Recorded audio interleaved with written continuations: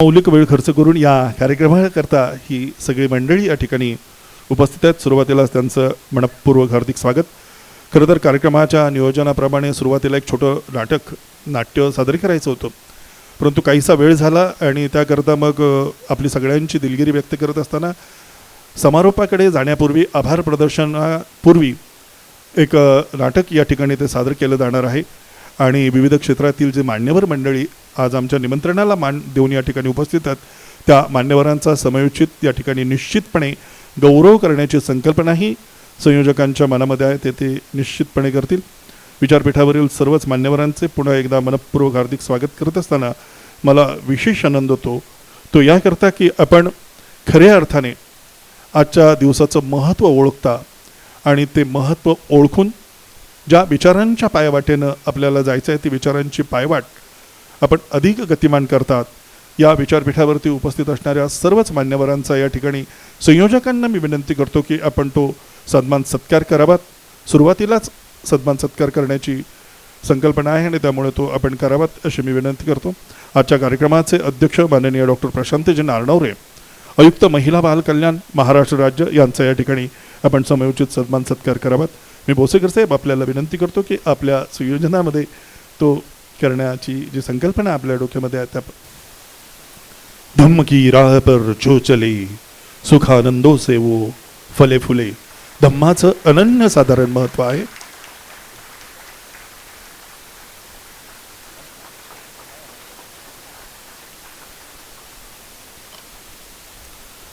पाठोपाठच Jayant Bhosekar sir यांचा यानंतर सन्मान सत्कार केला जाणार आहे. आपण पाहता शिरावरती जी पगडी आहे ती महात्मा फुलेंच्या विचारांची सत्यशोधकीय पगडी आहे. ती पगडी देऊन या ठिकाणी सन्मान केला जातोय. साहेब, सुटाबुटात आणि टायकोटात तुम्ही बाबासाहेबांसारखे दिसता, तर डोक्यावरती जेव्हा महात्मा फुलेंची पगडी येते तेव्हा तो वैचारिक वारसाही अधिक आपल्याला खुलून दिसतो. पाठोपाठच पुढचा सन्मान या ठिकाणी केला जातोय. माननीय जयंतजी भोसेकर साहेब, उपायुक्त पुणे महानगरपालिका यांचा या ठिकाणी सन्मान सत्कार केला जातोय. मी आपल्याला विनंती करतो की तो करावात. त्यांनाही महात्मा फुलेंची पगडी त्यांच्या शिरावरती परिधान केले जाते आणि तुमच्या माझ्या प्रेमाचं मायेचं उपर्ण ज्याला आपण असं म्हणतो ते या ठिकाणी देऊन त्यांचा गौरव केला जातो आहे. पाठोपाठच डॉक्टर विलास वाहने, सहाय्यक संचालक पुरातत्व विभाग महाराष्ट्र राज्य यांचाही या ठिकाणी सन्मान केला जातो आहे. सन्मान सत्कार ज्या पात्रांच्या द्वारे केला जातो आहे त्या पात्राकडे पाहिल्यानंतर त्या पात्राची वेगळी ओळख मी काही आपल्याला करून देणार नाही. तुम्ही सगळे जाणकार आहात आणि हे औचित्य या सत्काराचं असं का, या प्रश्नांची उकलन नंतरच्या टप्प्यामध्ये मी आपल्याला करून देणार आहे. पाठोपाठ आजच्या कार्यक्रमाचे मुख्य व्याख्याते आणि वक्ते अतुल भोसेकर सर यांचा या ठिकाणी सन्मान सत्कार करावा अशी मी विनंती करतो. अतुल भोसेकरांचा स्वतंत्र परिचय आपल्यापैकी अनेकांना माहिती असेल, परंतु बौद्ध संस्कृतीचे एक गाढे अभ्यासक, बौद्ध संस्कृती कशी आली आणि बौद्ध संस्कृतीचा आजपर्यंतचा प्रवास अभ्यासातून, चिंतनातून, मननातून आपल्यासमोर सातत्याने मांडत असताना बौद्ध धम्माचा प्रचार प्रसार करण्याचं काम ते करतात आणि धम्मलिपीच्या शोधाचा इतिहास याविषयी ते आपलं मनोगत या ठिकाणी व्यक्त करणार आहेत. माननीय गायकवाड साहेब यांचे या ठिकाणी पोलीस खात्यामधून सेवानिवृत्त झालेले उच्च अधिकारी, रिटायर्ड SCP सेवानिवृत्त यांचा या ठिकाणी सन्मान सत्कार केला जातो आहे.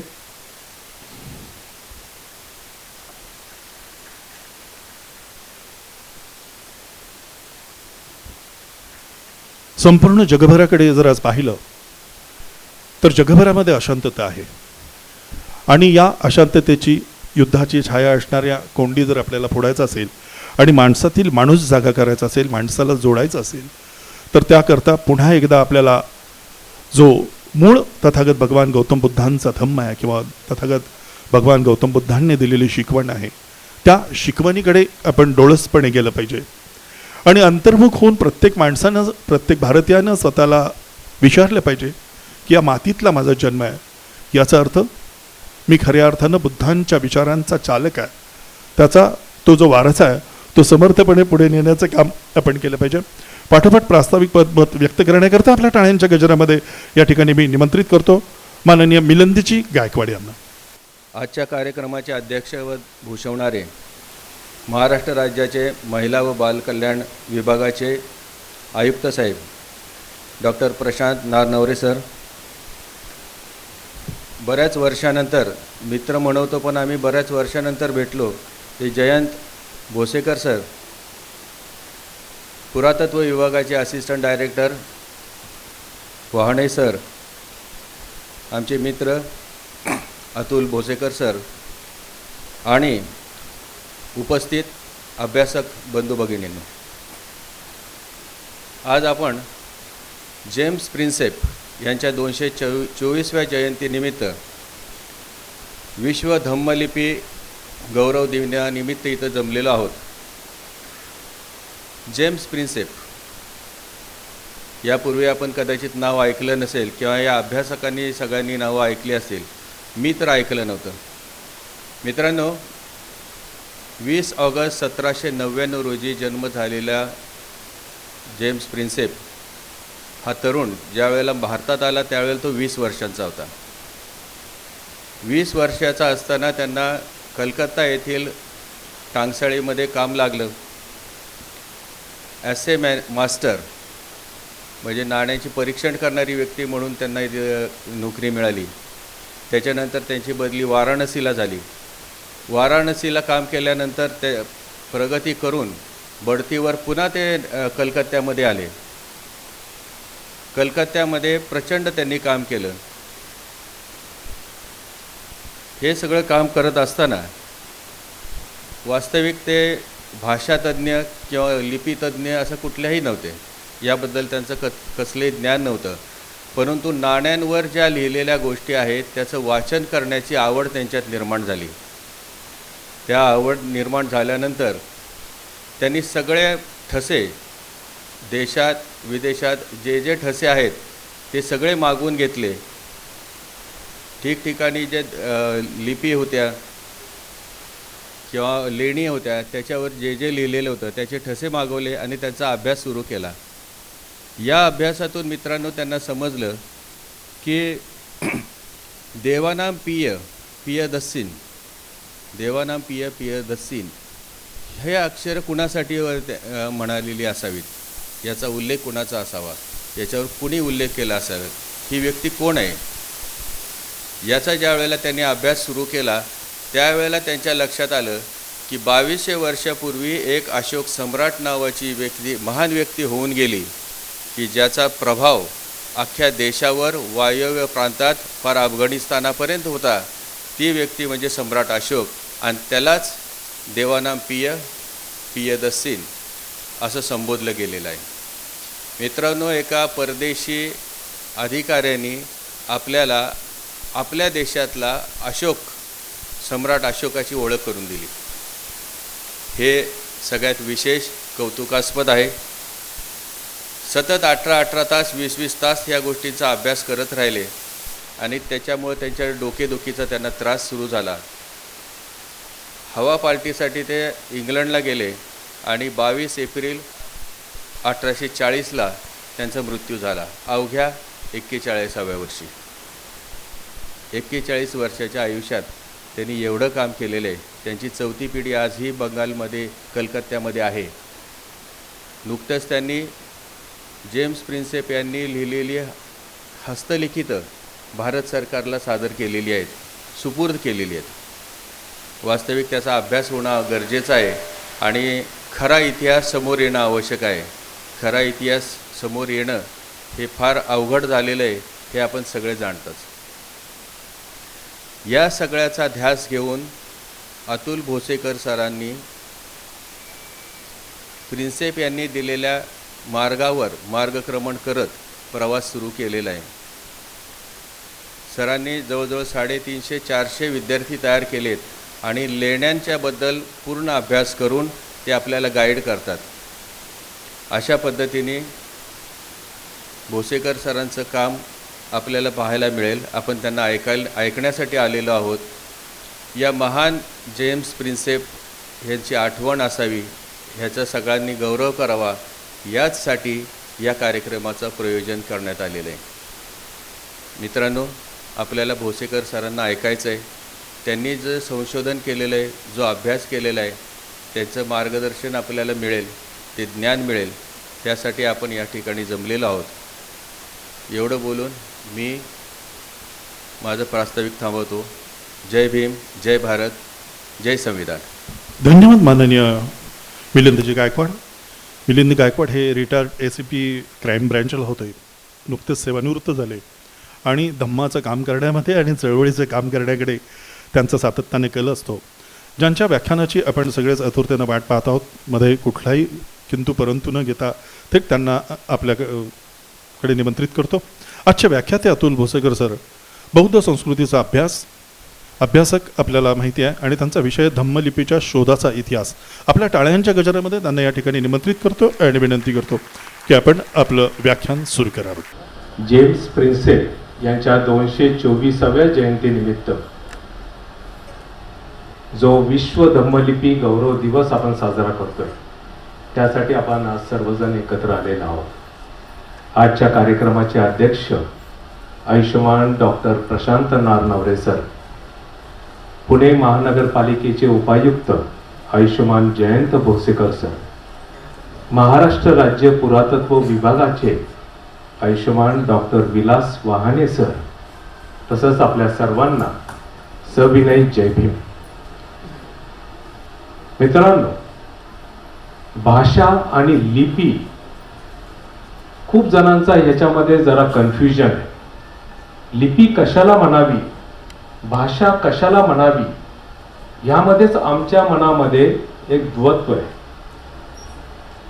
लिपींची जी ओळख आहे, म्हणजे जी भाषा आपण कागदावर लिहितो किंवा कुठल्या माध्यमावर लिहितो, ती लिपी. जी भाषा आपण बोलतोय, जो संवाद आपण साधतोय, ती भाषा. जर मानवी इतिहासाचा जर आपण विचार केला तर साधारणतःपणे 15,000 वर्षांपूर्वी मानवाला विचार करण्याचं किंवा ते विचार प्रस्तुत करण्याची एक नकळतपणे एक नैसर्गिक प्रक्रिया सुरू झाली.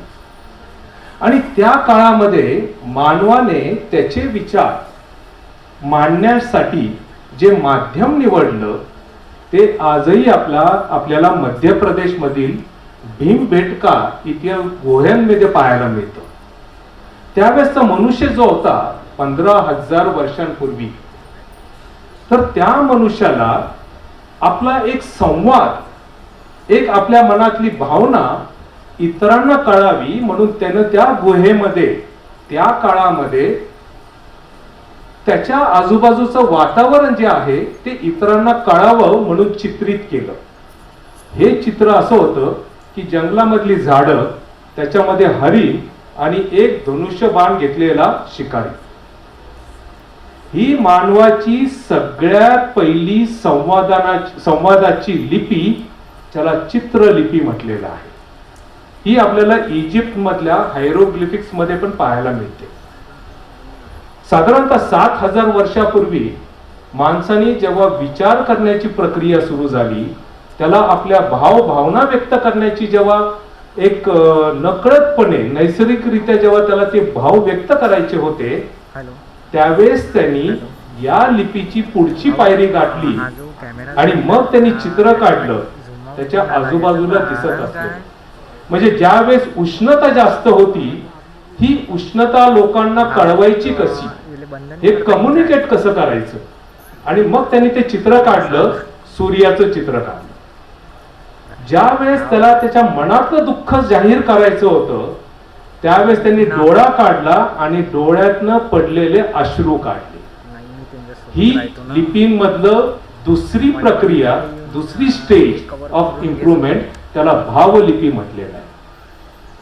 नंतरच्या काळामध्ये नगर आणि वसाहत मोठ्या प्रमाणात वाढायला लागल्या. माणसाला संवादांची गरज पडली आणि जो संवाद त्यांनी त्याच्या सहकार्याबरोबर केला किंवा इतर मनुष्याबरोबर केला, जो ध्वनी त्याच्या तोंडातून बाहेर आला, या ध्वनीला त्यांनी चित्रामध्ये उतरवण्याचा प्रयत्न केला आणि त्यावेळेस मानवाची सगळ्यात पहिली लिपी कागदावर उतरली किंवा दगडावर उतरली किंवा मातीवर उतरली. देश परत्वे, काल परत्वे या लिपीचा आकार बदलत गेला. भारताचा इतिहास जर आपण पाहिला तर भारतामध्ये सर्वात प्राचीन लिखित इतिहास किंवा साहित्य हे सम्राट अशोकांच्या शिलालेखांपासून सुरुवात होतं. त्यापूर्वी भारतामध्ये कुठलाही लिखाणाचा पुरावा आपल्याला सापडत नाही. मग ते किती सांगू दे, पुराण, रामायण, महाभारत 10,000 5,000 वर्ष हे सगळं झूट आहे. म्हणजे मानवाचा इतिहास, भारताचा लिखित इतिहास सम्राट अशोकांच्या शिलालेखांपासून सुरुवात होतो. मग ह्या शिलालेखांचा, भारताच्या लिपीचा आणि भाषेचा अभ्यास केव्हा सुरू झाला?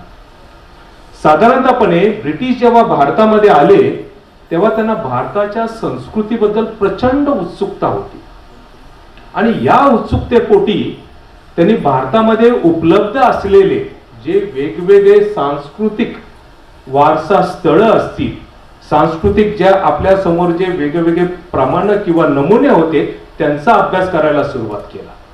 आणि सगळ्यात पहिल्यांदा 1750 साली ब्रिटिश ख्रिश्चन फादर असलेला रॉटन हेलर यांनी सम्राट अशोकांचा पहिला शिलालेख लिहून काढला.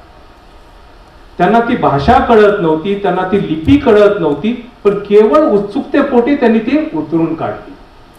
आणि हा सिलसिला सम्राट अशोक किंवा जे जे शिलालेख दिसत होते हे उतरून काढण्याची प्रक्रिया फादर रॉटन हेलर नंतर हॅरिंग्टन, त्याच्यानंतर बर्ड आले, ह्या सगळ्यांनी 1822 पर्यंत डॉक्युमेंट करून ठेवलं. विशेष म्हणजे तोपर्यंत कुणालाही ही लिपी काय आहे, या लिपीचं नाव काय आहे, या लिपीमध्ये नेमकं काय लिहिलेलं आहे संदेश, हे कुणालाही वाचता येत नव्हतं. त्याच काळामध्ये म्हणजे 1822 साली कलकत्त्यामध्ये आलेला एक तरुण ब्रिटिश, ज्याचं नाव होतं जेम्स प्रिन्सेप, तो त्यावेळेस एक ॲसे मास्टर म्हणून असताना, बरं, जेम्स प्रिन्सेप हा लिपी तज्ञ नव्हता, इतिहासकार नव्हता, पुरातत्व शास्त्रज्ञ देखील नव्हता, परंतु नाण्यांवर केलेली कॅलिग्राफी, नाण्यांवर लिहिलेली अक्षर, याचा त्याला प्रचंड आवड होती. It was purely interest. आणि ह्या त्याच्या आवडीपोटी त्यांनी त्याचा अभ्यास करायला सुरुवात केली.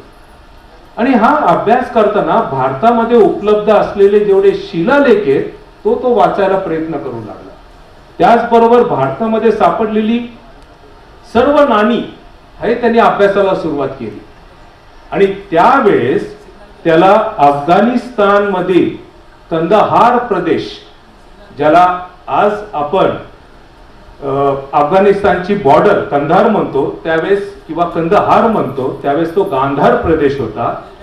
तिथं सापडलेला एक शिलालेख तो त्याच्यापर्यंत आला आणि त्या शिलालेखांचा तो सोय करू लागला की ही नेमकी लिपी कुठली आहे. ही लिपी चेक करत असताना त्याच्यासमोर अनेक पर्याय उपलब्ध होते. त्यांनी त्यावेळेची आर्मेन लिपीचा अभ्यास केला, ग्रीक लिपीचा अभ्यास केला, लॅटिन लिपीचा अभ्यास केला. त्यावेळेस त्याला इंडो ग्रीक आणि कुशनांची नाणी सापडली आणि या नाण्यांवरची लिपी आणि कंदाहार प्रदेश मधल्या शिलालेखांची लिपी ही त्याला खूप जवळची वाटली. आणि जेव्हा त्यांनी त्याच्यावर अभ्यास केला त्यावेळेस सर्वात पहिल्यांदा कंदाहारचा शिलालेखाची संपूर्ण लिपीची वर्णमाला त्यांनी लिहून काढली. आता हा जो प्रदेश होता अफगाणिस्तान कंदाहार मधला, हा पूर्वीच्या काळी त्याला बॅक्टेरियन प्रदेश असं म्हटलं गेलं. ही लिपी जरी ती वेगळी असली तर त्याच्यातली भाषा जी होती ती पाली प्राकृत होती. आणि त्यामुळे जेम्स प्रिन्सेपनं त्या भाषेला आणि त्या लिपीला नाव दिलं बॅक्टेरियन पाली. त्याच वेळेस भारतामधले शिलालेखांचा त्याचा अभ्यास चालू होता. बैराट येथील सम्राट अशोक यांचा शिलालेख अभ्यास करत असताना त्याला शेवटची 2 शब्द खूप त्याला आवडली म्हणा किंवा त्याचा इंटरेस्ट म्हणा, त्यांनी त्याचं डेसिफर केलं, त्याचं लिप्यांतर केलं आणि तो शब्द बाहेर आला, तो म्हणजे दानम.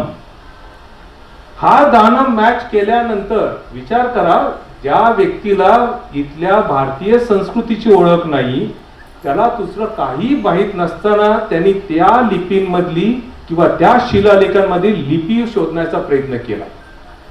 आणि हे करत असताना त्याच वेळेस त्यांनी ह्या दानम शब्दाचा त्यावेळेस भारतामध्ये असलेला कलकत्ता एशियाटिक सोसायटी जर्नल मध्ये त्याचा लेख छापून आला.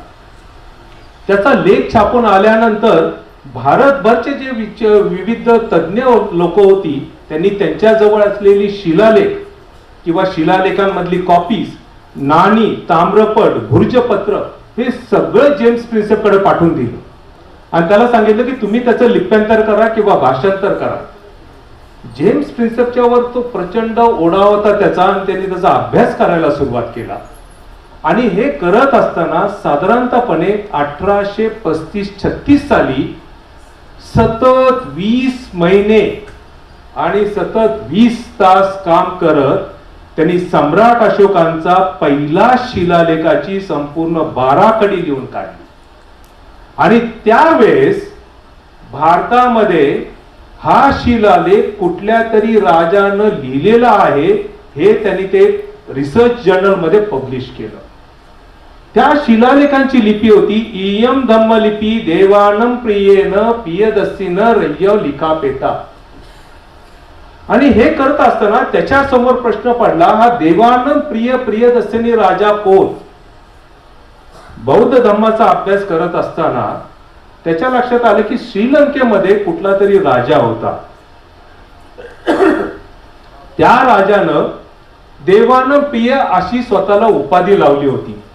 त्यामुळे जेम्स प्रिन्सेपला प्रश्न पडला की श्रीलंकेसारखा एवढा छोटासा देश, तिथला राजा भारतासारख्या एका महाप्रदेशावर येऊन कसा काय राज्य करू शकतो? बरं, इथे येऊन त्यांनी हे सगळे शिलालेख कसे काय लिहिले? आणि मग जेम्स प्रिन्सेपचा जो मित्र होता श्रीलंकेमध्ये, तो श्रीलंकेमधला बौद्ध धर्माचा श्रीलंकेवर प्रभाव यावर तो अभ्यास करत होता. महावंश, बुद्ध वंश हे ग्रंथाचं वाचन करत असताना त्यांनी जेम्स प्रिन्सेपला कळवलं की देवानं पियदस्सेनी रय्यो हा इथला श्रीलंकेचा राजा स्वतःला म्हणून घेत होता. पण तो कुणासाठी म्हणून घेत होता, कुणाच्या प्रेरणेनं म्हणून घेत होता हे माहित नव्हतं.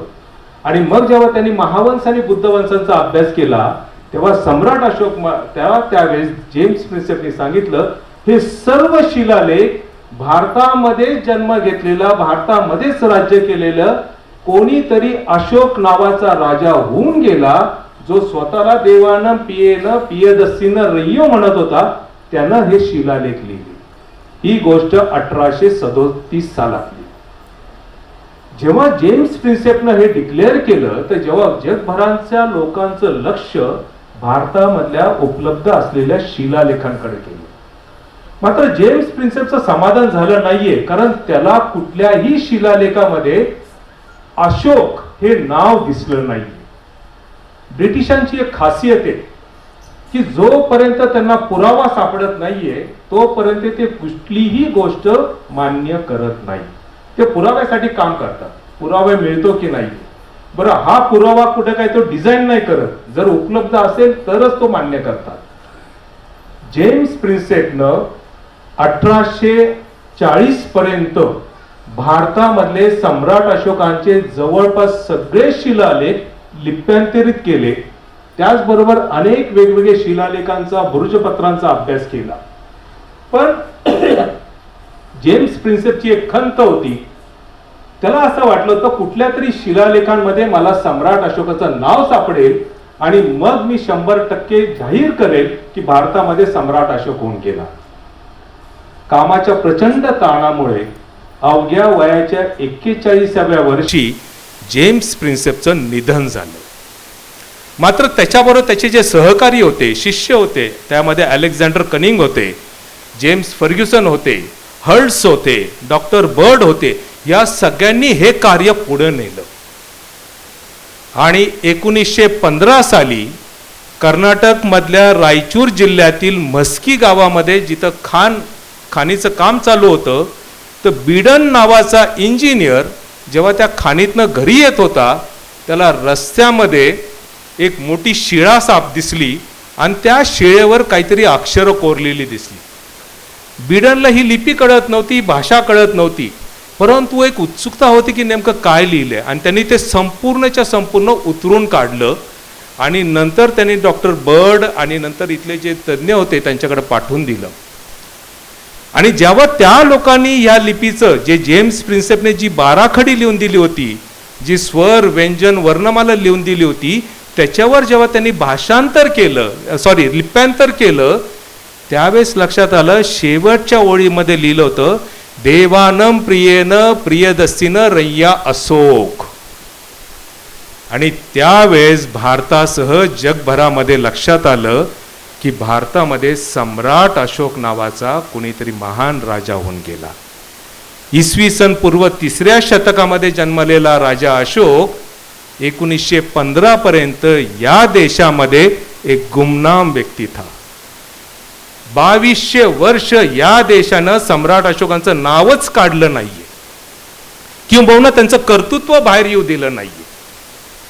1837 साली जेम्स प्रिन्सेपने जेव्हा पहिल्यांदा सांगितलं या देशामध्ये राजा अशोक नावाचा सम्राट होऊन गेला, त्याची पूर्तता, त्याचं प्रमाण आपल्याला 1915 साली मिळालं. मित्रांनो, 1915 साली हे मिळालं. जेम्स प्रिन्सेपनं 1837 साली या लिपीला इंडो पाली म्हटलं होतं. त्याच्यानंतर 1880 मध्ये एक फ्रेंच इंडोलॉजिस्ट ज्यांचं नाव होतं टेरिन डी लॅकोपोरी, हे भारतामध्ये आले. भारतामध्ये शिलालेखांचा ते अभ्यास करत होते आणि या लिपीचं नाव काय किंवा ही भाषा कुठली ही चर्चा करत असताना, ह्याच्यावर ते चर्चा करत असताना, अभ्यास करत असताना त्यांच्या लक्षात आलं की ह्या लिपीला काहीतरी नाव पाहिजे. आणि नंतर त्यांनी 1880 मध्ये डिक्लेअर केलं की सम्राट अशोकांच्या शिलालेखांची लिपींचे नाव म्हणजे ब्राह्मी. आता हे ब्राह्मी नाव का डिक्लेअर केलं, त्याला त्यांनी पर्याय दिले, प्रमाण दिले. पहिलं प्रमाण होतं जैन सूत्र, ज्याचं नाव होतं सामवायांग सूत्र, पय्यवन्ना सूत्र. याच्यामध्ये ज्या 18 लिपींची नावं दिलीत त्याच्यामध्ये पहिलं नाव होतं बंबी आणि म्हणून ते बंबी नाव ते ब्राह्मी. दुसरा रेफरन्स बौद्ध महायानी ग्रंथ ललित विस्तार, ह्याच्यामध्ये जे 64 लिपींची नावं दिली होती त्याच्यामध्ये पहिलं नाव होतं ब्राह्मी, दुसरं नाव होतं करोष्टी, तिसरं पैशाची आणि अशी वेगळी वेगळी नावं होती. बरं, ब्राह्मी हे नाव का निवडलं तर लॅकोपोरीनी कुठलंही त्याला प्रमाण दिलेलं नाही, कुठलंही कारण दिलं नाहीये. तिसरा पर्याय, तिसरं प्रमाण लॅकोपोरी म्हणतो, या देशातल्या लोकांची मान्यता अशी आहे की पृथ्वी ही ब्रह्मदेवानं बनवली, मग लिपी देखील त्यानंच बनवली, म्हणून तिचं नाव ब्राह्मी. 1880 मध्ये लॅकोपोरीने हे मान्य केलं आणि ते केलं. त्याच वेळेस त्याचा जो मित्र होता तो होता George Buhler, one of the best Indologist, Sanskrit scholar. ब्युलरने देखील ते मान्य केलं. आता ल्युकोपोऱ्या म्हटला, ब्युलर म्हटल्यानंतर आपल्या इथली जी कोणती त्यावेळेसची मंडळी होती इतिहासकार, त्यांनी लगेच ते ब्राह्मी शब्द उचलून धरला आणि 1880 पासून तर 2010 पर्यंत किंवा आत्ताही आपण सर्वजण त्याला ब्राह्मी लिपी अकॅडमिक लेवलवर म्हटलं जातं. 2010 साली सम्राट अशोकांच्या शिलालेखांचा मी अभ्यास सुरू केला. मी देखील ती ब्राह्मी म्हणूनच ती ब्राह्मी लिपी शिकलो. पण माझ्या डोक्यात एक तो किडा वळवळत होता की ब्राह्मी लिपी किती प्राचीन असावी. मग भारतामध्ये सर्वात इतिहास, जो लिखित इतिहास सुरू होतो तो ब्राह्मी लिपीनं सुरुवात किंवा अशोकांच्या शिलालेखातनं होतो. पण अशोकांच्या शिलालेखामध्ये कुठेही ब्राह्मी नाव आलेलं नाहीये. आणि हा अभ्यास करताना लक्षात आलं की लॅकोपोरीनं ज्या 2 ग्रंथांची नावं दिली होती, एक होतं सामवायांग, दुसरं होतं पय्यवन्ना सूत्र, जे जैन ग्रंथांमधलं एक ग्रंथ आहे. मी जेव्हा ह्या ग्रंथांचा अभ्यास केला तर त्याच्यामध्ये एक गोष्ट सांगण्यात आली आहे. म्हणजे भगवान पार्श्वनाथ यांनी त्यांच्या मुलीला जेव्हा अक्षर ज्ञान दिलं, जेव्हा एक लिपी शिकवली, तर त्या मुलीनं ती लिपी शिकली. पण त्यांच्या मुलीचं नाव होतं बंबी आणि म्हणून त्या लिपीचं नाव पडलं बंबी. आजही प्राकृत ग्रंथामध्ये त्याला बंबी म्हणतात. पण मग लॅकोपरेने दुसरं नाव सजेस्ट केलं होतं, म्हणजे बंबी सदृश्य. कारण प्राकृत भाषा आणि पाली भाषेमध्ये थोडासा व्याकरणिक फरक आहे आणि उच्चाराचा फरक आहे. जे बंबी आहे ते बंबी होतं आणि ते पुढं संस्कृतमध्ये ब्राह्मी होतं. हा त्यातला व्याकरणिक फरक आहे. लॅकोपरा म्हणतो की ज्या ललित विस्तार ग्रंथामध्ये जे लिपी दिलेली आहे ती पहिली म्हणजे ब्राह्मी आणि दुसरी म्हणजे खरोष्टी. आणि म्हणून लॅकोपरा म्हणतो डावीकडून उजवीकडे लिहिणारी लिपी ही ब्राह्मी आणि उजवीकडून डावीकडे जाणारी ही खरोष्टी. त्याला कारण कुठलंच दिलेलं नाही.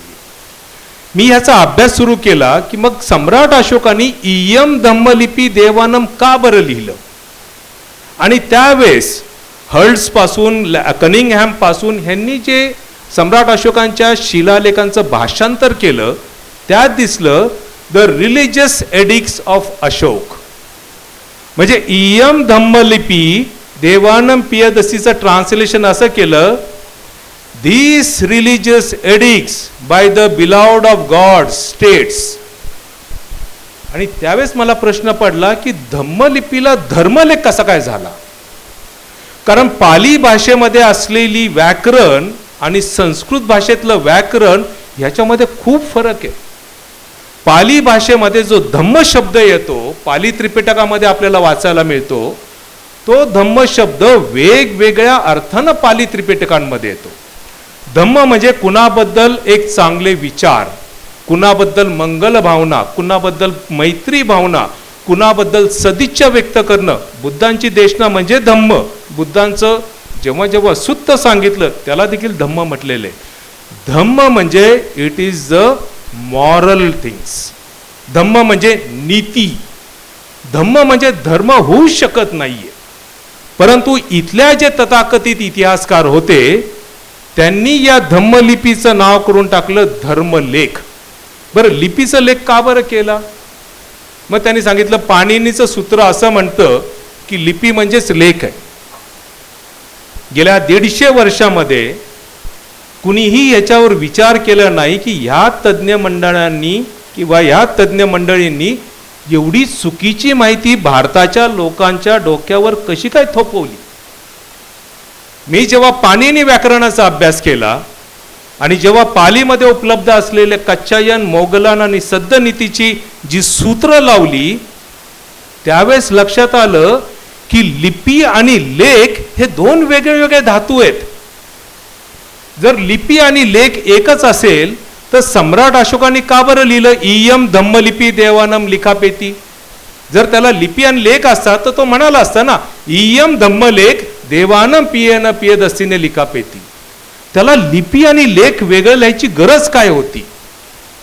व्याकरण आपल्याला असं सांगतं लिपी हा लिप धातूपासून तयार झालेला शब्द आहे आणि लेख हा लिख धातूपासून तयार झालेला शब्द आहे. लिपींची शृंखला म्हणजे लेख होऊ शकतो, पण लेखांची शृंखला म्हणजे लिपी होत नसते. लिपीपासून लेख तयार होऊ शकतो, लेखापासून लिपी नाही तयार होत. त्यामुळे लिपी आणि लेख हे दोन्ही इंटरचेंजेबल होऊ शकत नाहीये. दोघांचं अस्तित्व वेगळं आहे, दोघांचा अर्थही वेगळा आहे. आणि मग हा अभ्यास केल्यानंतर पुन्हा मी शोध घेतला. 11व्या शतकामध्ये सायनाचार्य नावाचे एक संस्कृत विद्वान होऊन गेले आणि त्यांनी ब्राह्मीची व्याख्या अशी केली, ब्राह्मणांनी देवाची केलेली स्तुती ही ब्राह्मी लिपीत केलेली आहे. ब्राह्माची उत्पत्ती काय, त्याचं हिस्टॉरिकल रेफरन्स काय, काहीच नाही. त्याच्यानंतर 13व्या शतकामध्ये अमरसिंह नावाच्या संस्कृत स्कॉलरनं अमरकोश नावाचा संस्कृत शब्दकोश लिहिला. आजही जगभरामध्ये संस्कृतमध्ये तो अतिशय मानाचं स्थान आहे. खूप सुंदर शब्दकोश आहे. अमरसिंहाने ब्राह्मी ह्या शब्दाची 3 प्रकारे अर्थ सांगितलेले आहेत. एक ब्राह्मी म्हणजे वनस्पती, दुसरं ब्राह्मी म्हणजे एक मिश्र धातूचं भांड, तिसरं ब्राह्मी म्हणजे एक देवता. कुठेही अमरसिंहांनी अमरकोशामध्ये ब्राह्मी हे लिपीचं नाव आहे असं लिहिलेलं नाहीये. मग कुठल्या बेसवर लॅकोपरा आणि त्याला मदत करणाऱ्या इतिहासकारानं सम्राट अशोकांच्या लिपीला ब्राह्मी लिपी म्हटलंय? याचे कुठलेही पुरावे उपलब्ध नाहीये. आणि जेव्हा मी अभ्यास करायला सुरुवात केली मग लक्षात आलं, इयम धम्मलिपी देवानम प्रियेन प्रियदर्शिन रय्य अशोक लेखापेती, याला सम्राट अशोकांना हेच म्हणायचं, या धम्मलिपीमध्ये मी हे लेख लिहित आहे. पण सम्राट अशोकांना काय गरज पडली की लिहायची की मी इयम धम्मलिपी या धम्मलिपीमध्ये लिहित आहे? हा दुसरा प्रश्न येतो. मित्रांनो, आज जशी आपण भारताची भौगोलिक स्थिती पाहतो, भारतामध्ये वेगवेगळ्या भाषा आणि वेगवेगळ्या लिपी बोलल्या जातात. त्यावेळेस देखील भारतामध्ये वेगवेगळ्या प्रकारच्या भाषा आणि लिपी अस्तित्वात असू शकतील. काही लिपी भाषा सांप्रदायिक, काही लिपी भौगोलिक लेवलवर असू शकतील. परंतु सम्राट अशोकाच्या काळामध्ये जर आपण त्यांच्या संपूर्ण शिलालेखांचं जॉग्राफिकल लोकेशन जर पाहिलं तर पेशावर पासून तर कर्नाटक पर्यंत, इकडं ताम्रलिप्ती किंवा ओरिसा पासून बर्मा बॉर्डर पर्यंत येतं आणि मग दिल्ली बिल्ली हे सगळे मध्ये वगैरे सगळे भाग येतात. आणि हे सर्व शिलालेख त्यांनी धम्मलिपी किंवा ती जी काही लिपी आहे त्या लिपीमध्ये लिहिलं आणि सगळ्यांची भाषा ही पाली प्राकृत आहे. मग प्रश्न पडतो की सम्राट अशोकांनी ह्या भारतामध्ये असलेल्या सगळ्या शिलालेखांची एकच लिपी का बरं वापरली? स्पष्ट अर्थ आहे, लिपी आणि भाषा यांचा प्रचार आणि प्रसार करण्यासाठी 3 प्रमुख उद्देश असतात. एक, ती लिपी आणि भाषा प्रत्येकाला वाचता आली पाहिजे, ती लिपी आणि भाषा प्रत्येकाला लिहिता आली पाहिजे, आणि ती लिपी आणि भाषा प्रत्येकाला बोलता आली पाहिजे, तरच त्या भाषेचा प्रचार प्रसार होतो. म्हणजे सम्राट अशोकाच्या काळी संपूर्ण भारतामध्ये हे जिथं जिथं शिलालेख आणि स्तंभलेख उभारलेत त्याचा अर्थ तिथल्या लोकांना ती लिपी वाचता येत होती आणि ती वाचून ते समजून घेऊ शकत होते सम्राट अशोकांचा आदेश काय किंवा त्यांचं म्हणणं काय. याचाच अर्थ ती लिपी भारतभर फेमस होती, भारतभरच्या लोकांना वाचता येऊ शकत होती. पण ज्या वेगवेगळ्या लिपी सम्राट अशोकांच्या काळात अस्तित्वात होत्या त्या लिपीपासून या लिपीला लोकांना कळावं कुठल्या लिपीमध्ये लिहिलंय, म्हणून सम्राट अशोकांनी लिहिलं इयम धम्मलिपी, या धम्मलिपीमध्ये मी हा शिलालेख लिहित आहे. कारण आणि सम्राट अशोकांचं जर तुम्ही संपूर्ण कॅरेक्टर वाचलं, हिस्टॉरिकल कॅरेक्टर, तर लक्षात येईल त्यांच्यामध्ये दूरदर्शीपणा प्रचंड होता. माझ्या या शिलालेखांचं वाचन नंतर केल्यानंतर लोकांमध्ये कन्फ्युजन होऊ नये कुठली लिपी आहे, म्हणून त्यांनी आधीच लिहून ठेवलं की ह्या धम्मलिपीमध्ये मी हा शिलालेख लिहितो. पुढच्या शिलालेख सम्राट अशोक लिहितात त्याचं कारण सांगतात, मी हा शिलालेख का लिहिला. जोपर्यंत चंद्र सूर्य या पृथ्वीवर असतील तोपर्यंत लोक माझे शिलालेख वाचतील आणि तसं आचरण करतील, असं सम्राट अशोक इसवी सन पूर्व 3ऱ्या शतकामध्ये लिहून ठेवतात. एवढंच नव्हे तर ज्या ज्या ठिकाणी तुम्हाला स्तंभ दिसेल, ज्या ज्या ठिकाणी तुम्हाला शिळा दिसेल किंवा दगड दिसेल, तिथं तिथं माझे शिलालेख उतरून काढा जेणेकरून लोकांपर्यंत ते पोहोचतील. म्हणजे एवढा दूरदृष्टीपणा सम्राट अशोकांच्या म्हणजे ते शिलालेख लिहिताना होता. आणि म्हणून मित्रांनो 2010 पासून तर 2013 या 3 वर्षामध्ये जेव्हा मी ह्या संपूर्ण शिलालेखांचा अभ्यास केला त्यावेळेस 2014 साली मी सगळ्यात पहिल्यांदा माझं रिसर्च मांडलं की या देशाची सर्वात प्राचीन लिपीचं नाव ब्राह्मी नसून ते धम्मलिपी आहे. कारण सम्राट अशोकाने ते तसं लिहिलेलं आहे. ज्या व्यक्तीनं ही धम्मलिपी लिहिली, जो या लिपीला धम्मलिपी म्हणतोय, ज्या लोकांनी कधी आयुष्यात लिपी लिहिली नाही ते त्याला ब्राह्मी म्हणतायत. तो सम्राट स्वतः म्हणतोय.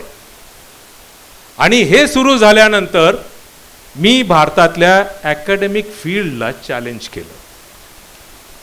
आणि इथं वहाणे सर आहेतच, पुरातत्वाच्या विद्यार्थ्यांना पहिल्यांदा शिकवलं जातं पुराव्याशिवाय बोलू नये. म्हणजे आमचे एक मित्र आहेत, ते सरळ म्हणतात बाप दाखव नाही तर श्राद्ध कर, कारण पुरावा आहे की नाही हा महत्त्वाचा आहे. आणि जेव्हा हा प्रश्न आला तेव्हाच मी त्यांना डिक्लेअर केलं की भारताची सर्वात प्राचीन लिपीचं नाव धम्मलिपी आहे, हे मी पुराव्यासकट सांगतो. तुम्ही या लिपीचा, भारताच्या सर्वात प्राचीन लिपीचं नाव ब्राह्मी लिपी आहे, हे तुम्ही पुराव्यासकट मांडा. मात्र प्रमाणं जी असतील ती आंतरराष्ट्रीय लेवलवर, अकॅडमिक लेवलवर जी मान्य केली झाली त्याच पॅरामीटरवर असेल, तीच प्रमाणं वापरली गेली पाहिजे. काय सांगता आंतरराष्ट्रीय प्रमाण? कुठलीही भाषा आणि लिपी जर प्राचीन असेल किंवा तिचं नाव सिद्ध करायचं असेल तर 4 प्रमाणं सांगितली गेली. ऐतिहासिक प्रमाण, पुरातत्वीय प्रमाण, शिलालेखीय प्रमाण आणि व्याकरणिक प्रमाण.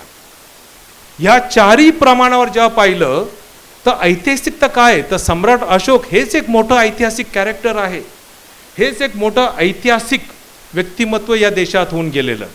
पुरातत्वीय प्रमाण, सम्राट अशोकांनी लिहिलेले 45 शिलालेख, त्याच्यानंतर शिलालेख आणि हे प्रमाण, हे संपूर्ण मोठं. आणि सगळ्यात महत्त्वाचं म्हणजे व्याकरण. व्याकरणामध्ये ब्राह्मी शब्दाची कुठल्याही तऱ्हेनं फोड होऊ शकत नाही, त्याची कुठलीही संधी नाही आहे. आणि त्या ब्राह्मी लिपीला, ब्राह्मी शब्दाला, लिपीसाठी तो अर्थ नाही आहे. या उलट धम्मलिपीचं जर तुम्ही पाहिलं तो फोनेटिकली आणि ध्वन्यात्मक अतिशय वैज्ञानिक पद्धतीची ही लिपी आहे.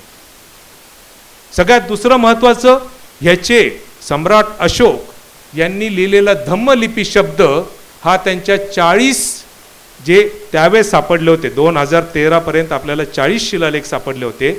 आज जर मी अपडेट सांगितलं तर आजपर्यंत सम्राट अशोकांचे 45 शिलालेख टोटल सापडलेले. तर ज्यावेळेस मी चॅलेंज केलं होतं 2015 साली, त्यावेळेस 40 शिलालेख होते. तर ह्या 40 शिलालेखांपैकी 35 वेळा सम्राट अशोक लिहितात इयम धम्मलिपी देवानम प्रियेन प्रियदसीन रय्या लेखापैकी. धम्मलिपी शब्द 35 वेळा. आणि तिसरं रेकॉर्ड मी काढलं मित्रांनो, ज्याला तुम्ही म्हणतो ना आपण ऐतिहासिक किंवा लिहिलेलं प्रमाण. नॅशनल मिशन फॉर मॅन्युस्क्रिप्ट्स ही केंद्र सरकारची एक स्वायत्त संस्था आहे. भारतामध्ये उपलब्ध असलेले सर्व शिलालेख, सर्व बुर्जपत्र, सर्व ताम्रपट, सर्व सुवर्णपट, सर्व शिलालेख, या सगळ्यांचं डॉक्युमेंटेशन त्यांच्याकडे आहे. आणि याची संख्या 2015 पर्यंत होती 2.5 कोटी. ह्या 2.5 कोटी कागदपत्र चाळल्यानंतर मी डिक्लेअर केलं की भारताच्या सर्वात प्राचीन शिलालेखांपासून तर भारताच्या 15व्या शतकापर्यंत हस्तलिखितांमध्ये कुठेही ब्राह्मी शब्द आढळत नाही, तर 35 वेळा धम्मलिपी शब्द येतो.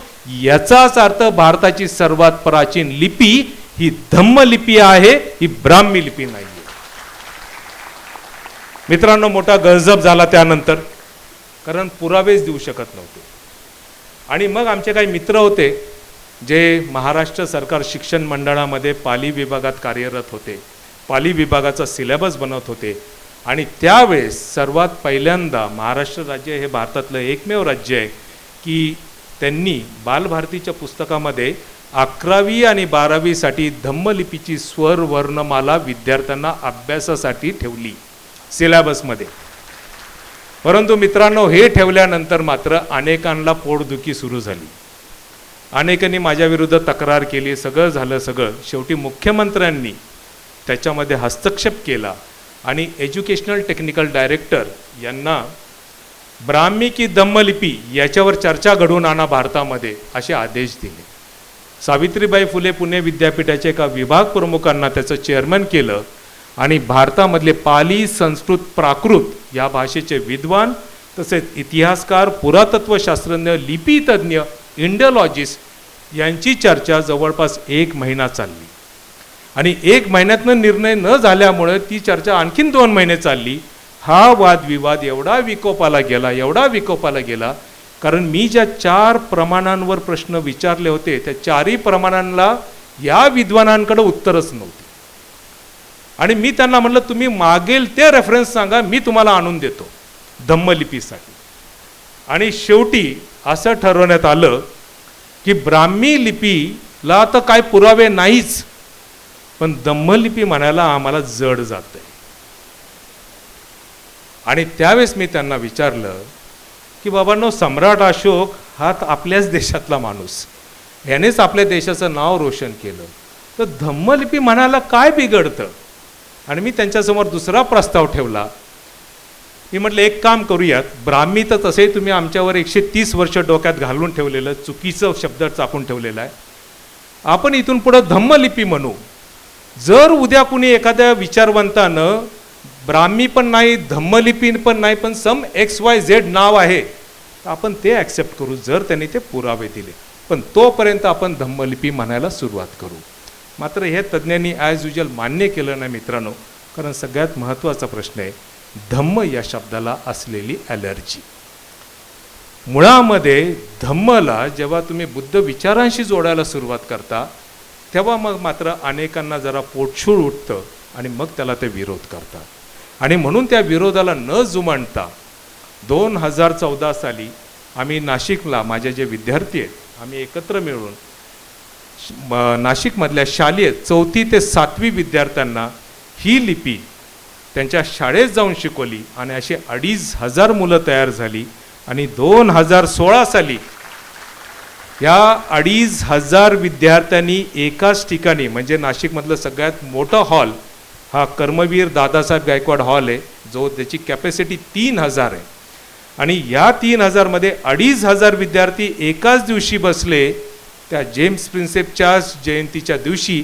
आणि त्यावेळेस त्यांनी भारतीय राज्यघटनाची प्रस्तावना, भारताचं राष्ट्रगीत आणि प्रतिज्ञा हे सगळं धम्मलिपीमध्ये उतरून काढलं, जो एक जागतिक विक्रम झाला आणि त्याची नोंद लिम्का बुक ऑफ रेकॉर्ड्समध्ये झाली. आज मित्रांनो मला सांगायला खूप तुम्हाला म्हणजे आनंद होतो, अभिमान वाटतो की आज महाराष्ट्रभर जवळपास 10,000 लोक धम्मलिपीनं शिक्षित झालेले आहेत.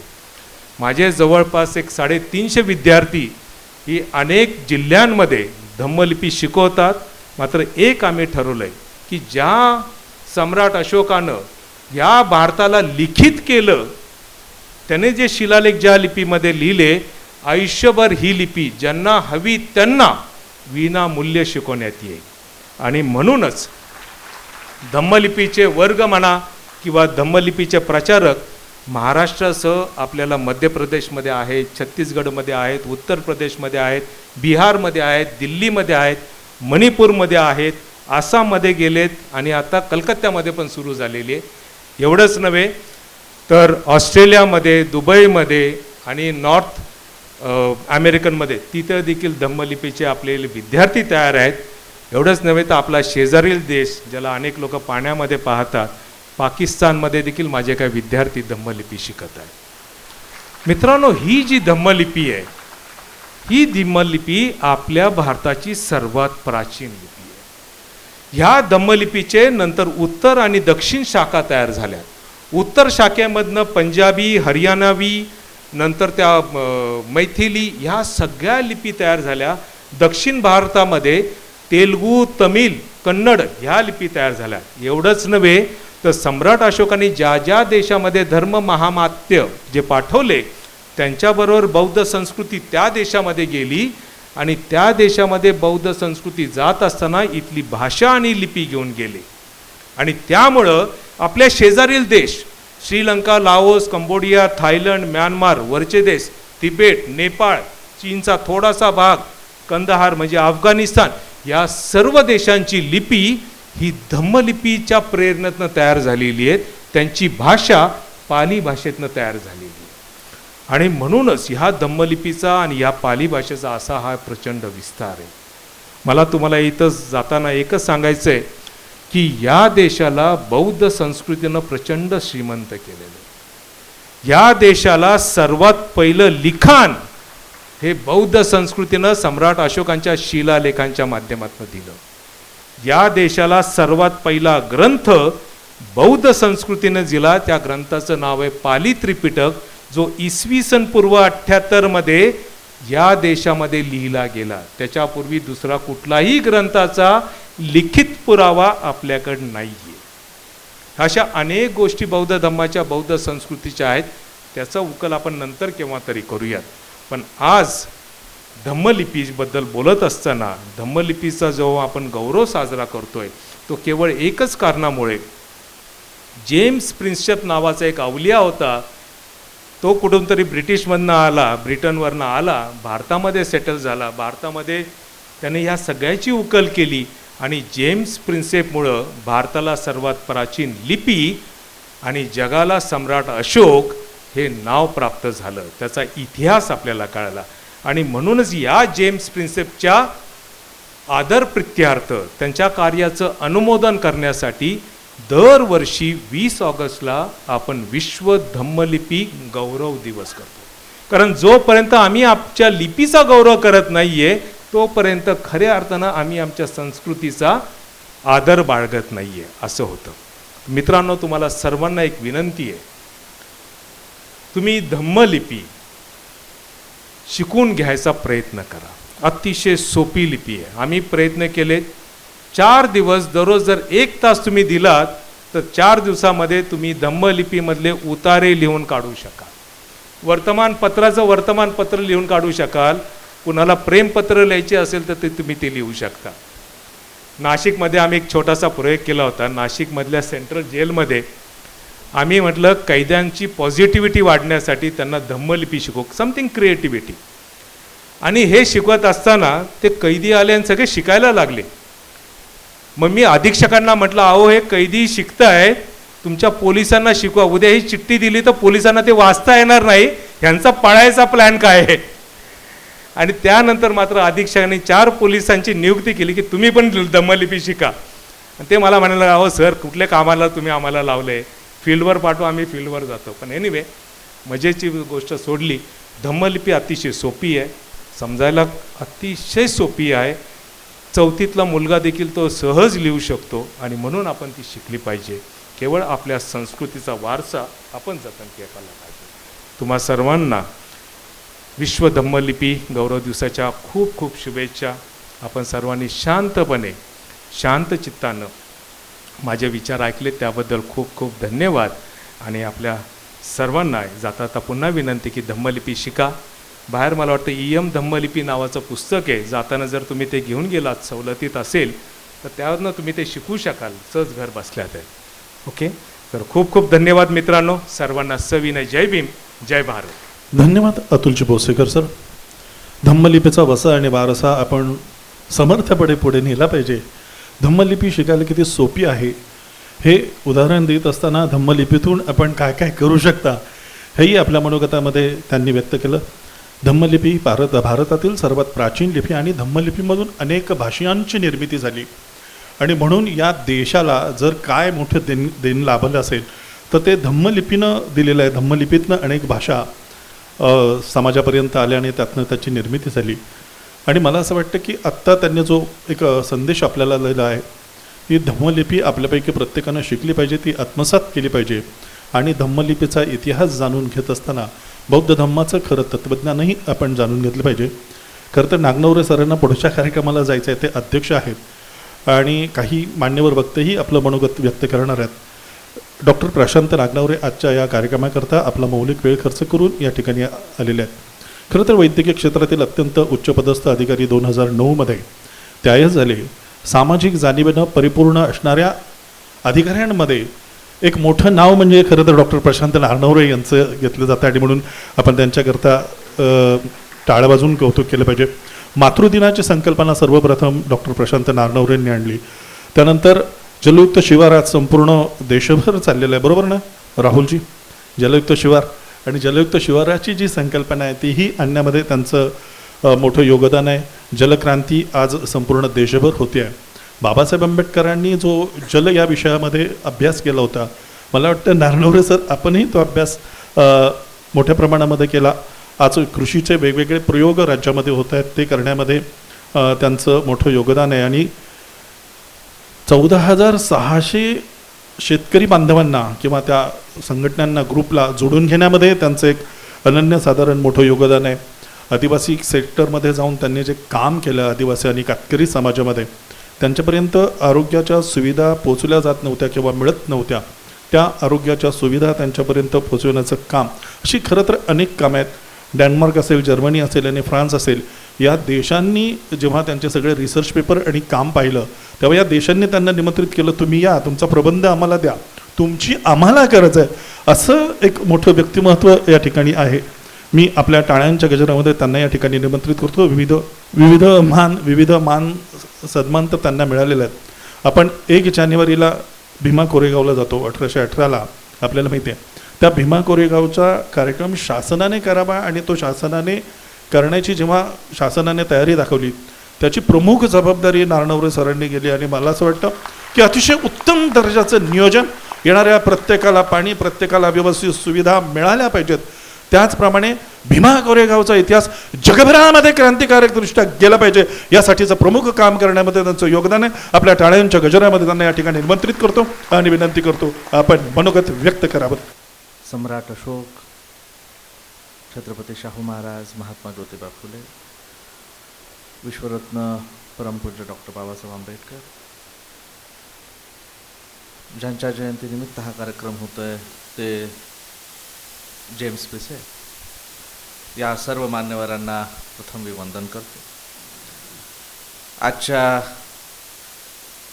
कार्यक्रम ज्यांनी ऑर्गनाईज केलेला आहे ते सन्माननीय अतुलजी भोसेकर साहेब, सन्माननीय जयंतजी भोसेकर साहेब, सन्माननीय वहाने साहेब, माझ्या पुढे बसलेले सन्माननीय डंभारे साहेब, माझ्या पुढे मंचावर बसलेले सर्व सन्माननीय मान्यवर ACP साहेब, आणि माझ्या पुढे बसलेले सर्व मान्यवर बंधूंनो, भगिनींनो, सर्वप्रथम विश्व धम्मलिपी गौरव दिवसाच्या आपण सर्वांना हार्दिक शुभेच्छा. आणि महत्त्वाचं म्हणजे भोसेकर साहेबांना शुभेच्छा, कारण आपलं काम मी अनेक वर्षापासून पाहतोय आणि त्यांची जी जिद्द आहे, मला वाटतं एक जेम्स प्रिसेप त्यांच्यामध्ये आहे.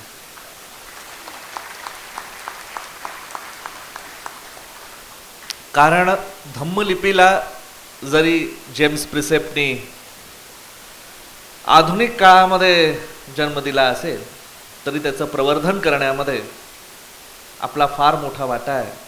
आणि मला वाटतं धम्मलिपीला धम्मलिपी म्हणून प्रवर्धित करण्याचा जो इतिहास लिहिला जाईल त्याच्यामध्ये सर्वात पहिलं नाव हे आपलं असणार आहे, याच्यामध्ये शंका नाही. आज जवळपास मला वाटतं 4,000 पेक्षा जास्त लोकांना आपण वेगवेगळ्या ठिकाणी धम्मलिपीचं शिक्षण देण्याचं काम हे केलेलं आहे. आणि ही लिपी आणि ही भाषा किती सोपी आहे हे आपण सिद्ध करून लोकांपर्यंत जे पोहोचवण्याचं काम करत आहे.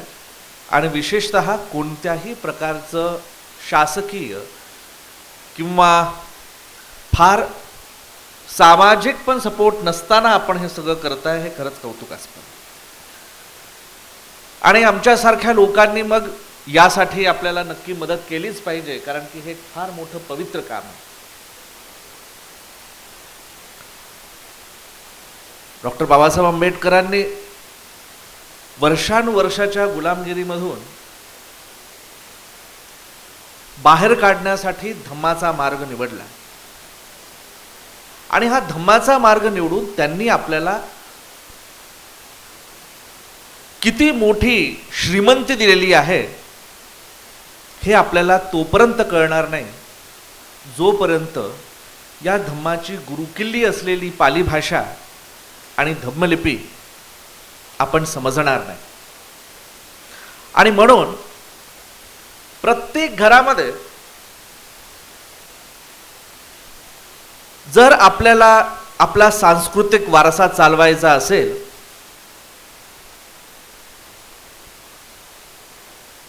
तर ज्याप्रमाणे आपण त्रिसरणाचा पाठ करतो,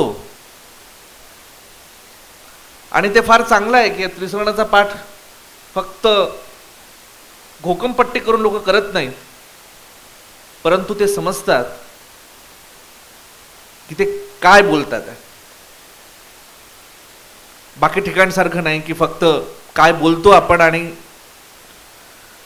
म्हणजे भाषेमध्ये, जुन्या भाषेमध्ये आणि नवीन भाषेमध्ये कमीत कमी या समाजाने तेवढं अंतर ठेवलं नाही. पण तो जो जेवढं ज्ञान आपल्याला त्रिशरण पंचशिलातनं मिळतं,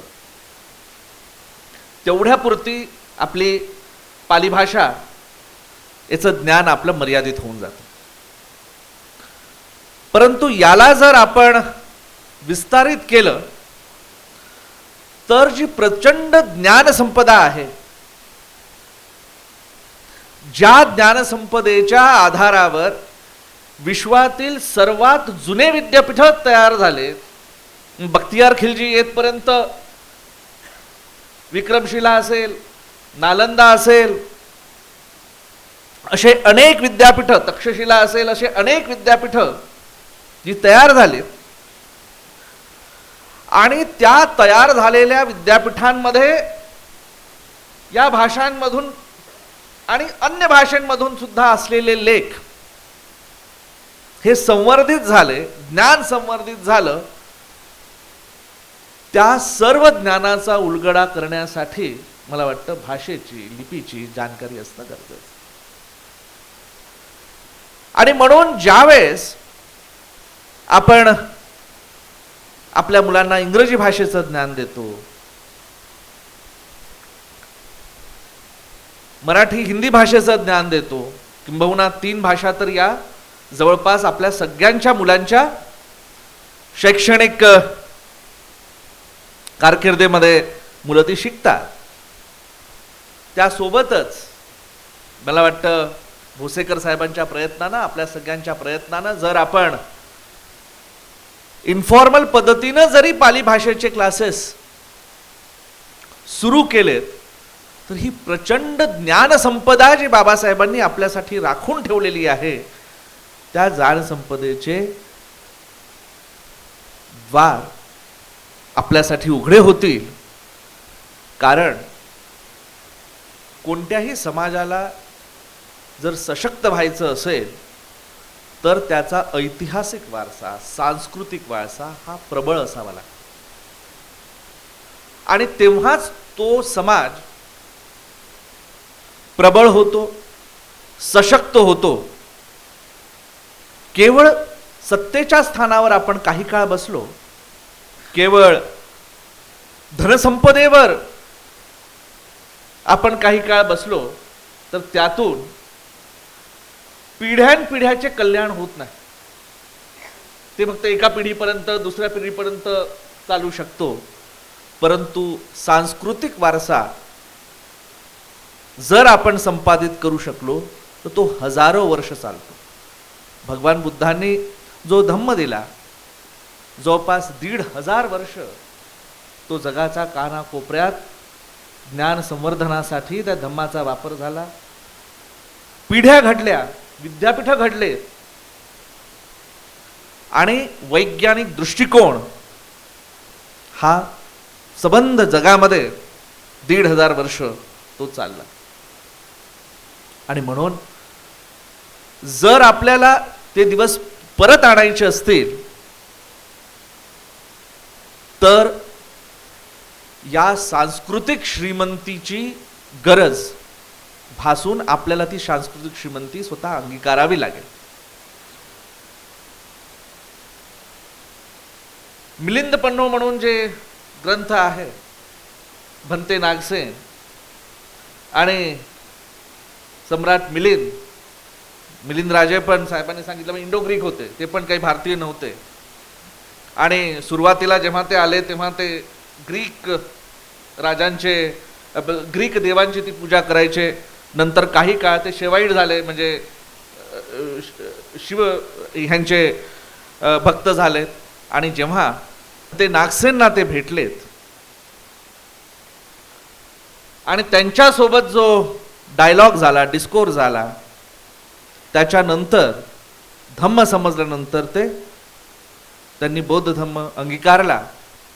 आणि आज आपल्याला माहिती आहे की ज्याप्रमाणे सम्राट अशोकांचं नाव हे आपण एक महान शासक म्हणून घेतो, त्याचप्रमाणे सम्राट मिलिंद यांचं पण नाव घेतलं जातं.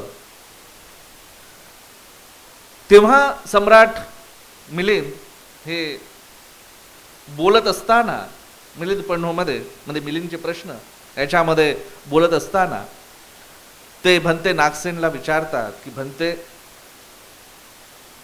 तुम्ही मला धम्माबद्दल सांगितलं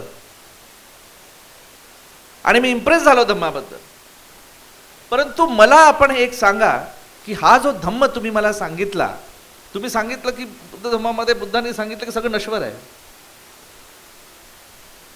पण त्यांनी सांगितलं की मग धम्म सुद्धा असला पाहिजेच ना, धम्माची पण ग्लानी होत असावी. भंते सांगतात की राजन, धम्माची पण ग्लानी होते. मग मिलिंद विचारतात की धम्माची ग्लानी कशी होते, तर ते सांगतात राजन, 3 कारणं असतात त्याच्यामुळे धम्माची ग्लानी होऊ शकते. पहिलं कारण की धम्माचे जे बेसिक फीचर्स आहेत त्याच्यामध्येच काही प्रॉब्लेम असेल तर मग धम्माची ग्लानी होईल. दुसरं कारण, धम्माचा अभ्यास करणारे, प्रचार प्रसार करणारे यांना धम्माचं ज्ञान नसेल, कोणत्याही धम्माचं ज्ञान नसेल, तर मग आणि ते जर बरोबर प्रचार प्रसार करू शकत नसतील तर मग धम्माची ग्लानी होते. आणि तिसरं, जे लोक धम्माचं पालन करतात ते जर बरोबर पालन करत नसतील तर मग धम्माची ग्लानी होते. मित्रांनो, भगवान बुद्धांनी जो धम्म सांगितला, जे विचार सांगितले, ते वीक असण्याचं कारणच नाही, कारण की 1500 वर्ष त्याची युटिलिटी आपण सिद्ध केलेली आहे. परंतु धम्माला प्रेषित करणारे जे लोक आहेत, अभ्यास करणारे लोक आहेत, त्यांचं कॉन्डक्ट आणि धम्माला स्वीकारणारे जे लोक आहेत त्यांचं कॉन्डक्ट हे जर ग्लानीयुक्त असेल तर मग धम्म वर जाऊ शकत नाही. आणि जर धम्म वर गेला नाही तर पुढे त्या धम्माला मानणारे लोक हे सुद्धा ऱ्हासास प्राप्त होतात. आणि म्हणून जर समाजाचा विकास करायचा असेल तर केवळ तो राजकीय सत्तेने होणार नाही, केवळ तो आर्थिक सत्तेने होणार नाही, वैचारिक सत्ता, वैचारिक प्राबल्य हे फार मोठं असतं. कारण की ज्या ज्या लोकांनी, इतिहास आहे, विचारांवर नियंत्रण ठेवलं, लोकांच्या येणाऱ्या पिढींच्या विचारांवर अधिराज्य केलं, ते लोक, तो समाज हा नेहमी प्रभुत्वशाली राहिलेला आहे. मला वाटतं इथे बसणारे माझे सर्व प्रबुद्ध बंधू भगिनी आहेत, त्यांना कळलं की मी काय आपल्याशी हितगुज करतो आहे. आणि जर आपल्याला आपला इतिहास, स्वर्णिम इतिहास जर पुन्हा तसाच पाहायचा असेल तर मला वाटतं हा जो सांस्कृतिक वारसा जो बाबासाहेबांनी आपल्याला दिला, हा जो सांस्कृतिक वारसा जो सम्राट अशोकाने निर्माण केला, आणि हा जो सांस्कृतिक वारसा जिची देण तथागत गौतम बुद्धांनी आपल्याला दिलेली आहे, हा सांस्कृतिक वारसा इतकाच समर्थपणे पेलण्यासाठी धम्मलिपी, पाली भाषा, आणखीन यातील विचार हे आपल्याला शिकून प्रवर्धित करणं तेवढंच गरजेचं आहे. किंबहुना येणाऱ्या पिढींसाठी तीच एक मोलाची जी संपत्ती आहे ती आपण त्यांना देऊ शकू. आणि हे एक फार मोठं काम भोसेकर साहेब करतात आहे. मी पुन्हा एकदा त्यांना या संबंधीचं इतकं चांगलं काम ते जे करतात आहे त्याबद्दल त्यांचं मी हितचिंतन करतो. आणखीन त्यांना शुभकामना देतो की नक्कीच येणाऱ्या काळात हे काम ते एका मोठ्या लेवलवर घेऊन जाणार आहेत आणि आम्ही सगळेजण हे त्यांच्यासोबत आहोत. मला इथे बोलवल्याबद्दल धन्यवाद. जय भीम. हा सांस्कृतिक वारसा आपण जतन केला पाहिजे आणि तो अधिक समृद्ध केला पाहिजे अशा आशयाचं मनोगत व्यक्त करत असताना आंबेडकरी विचार खऱ्या अर्थानं समाजापर्यंत नेण्याचं काम नारनवरे सर करतात. आपण 1 जानेवारीच्या कार्यक्रमाचा मी मगाशीच उल्लेख केला. हे किती कठीण काम आहे ह्या सगळ्यांना एकत्र आणणं आणि त्यांची मोठ बांधणं. पण शासनातले सर्वोच्च अधिकारी व्हाल, त्या पदावर काम कराल, तेव्हा तुम्हाला पाहिजे तसं काम करता येतं आणि आपल्या माणसांचा सर्वांगीण विकास करता येतो. यासाठी एक मोठं योगदान नारनवरे सरांचं आहे. पाठोपाठ एक सन्मान राहून गेलेला आहे. प्रकाशजी नाईक यांचा या ठिकाणी सन्मान मी प्रकाशजी नाईक यांना या ठिकाणी निमंत्रित करतो करावात. त्याचप्रमाणे लेणी संवर्धन समितीचे माझे मित्र अनिलजी जगताप यांना मी विनंती करतो की आपण स्टेजवरती येण्याची कृपा करायची आहे. आजच्या या कार्यक्रमाच्या निमित्तानं किरण अल्लाट, राहुल डंबाळे, मिलिंदी आहिरे, शांतिपाल जुव्हाळ, जांबुवंत मनोहर, अरुणजी डॉक्टर अरुण कांबळे, संदीप सनपाड, निलेशजी अल्लाट, अनिलजी जगताप, अशोक जी वारकर, त्याचप्रमाणे दादासाहेब आगळे, अनिल जाधव सर, प्रभाकर जोगदंड सर, संतोषजी संकत आणि खरं तर वेगवेगळ्या क्षेत्रातील अनेक मान्यवर आहेत. परंतु जी नावं माझ्यासमोर आहेत त्या सगळ्यांचे आणि या सभागृहामध्ये जे जे आहेत. आजच्या कार्यक्रमाचे अध्यक्ष आयुष्यमान डॉक्टर प्रसाद नारनवरे सर, आयुक्त महिला व बालकल्याण विभाग, प्रमुख अतिथी जयंत भोसेकर सर, उपायुक्त पुणे महानगरपालिका, ज्यांनी हा कार्यक्रम आयोजित केला असे अतुल भोसेकर सर, बौद्ध संस्कृतीचे अभ्यासक. खरं तर मी पुरातत्व विषयाचा विद्यार्थी आहे.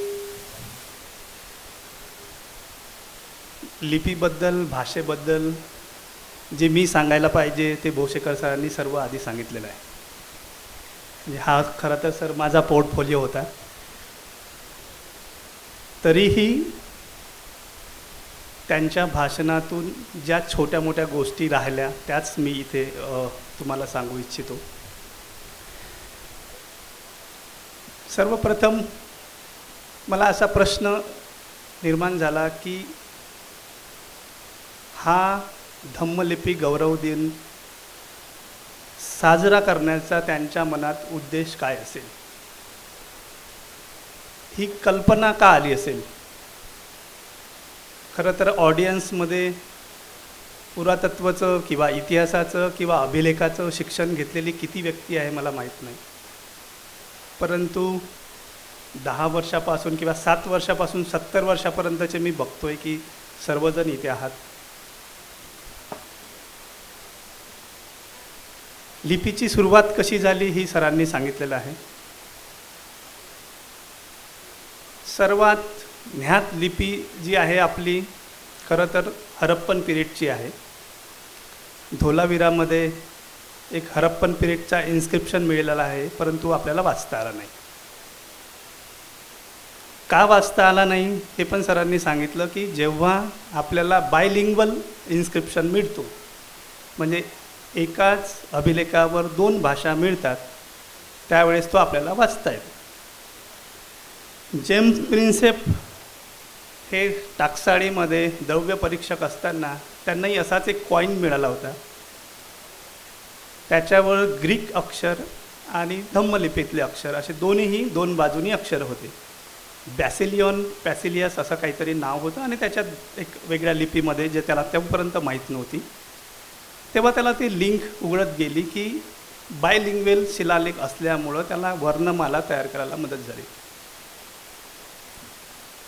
अनफॉर्च्युनेटली हरप्पन इन्स्क्रिप्शनमध्ये आपल्याला आजपर्यंत बायलिंग्वल शिलालेख मिळालेला नाही.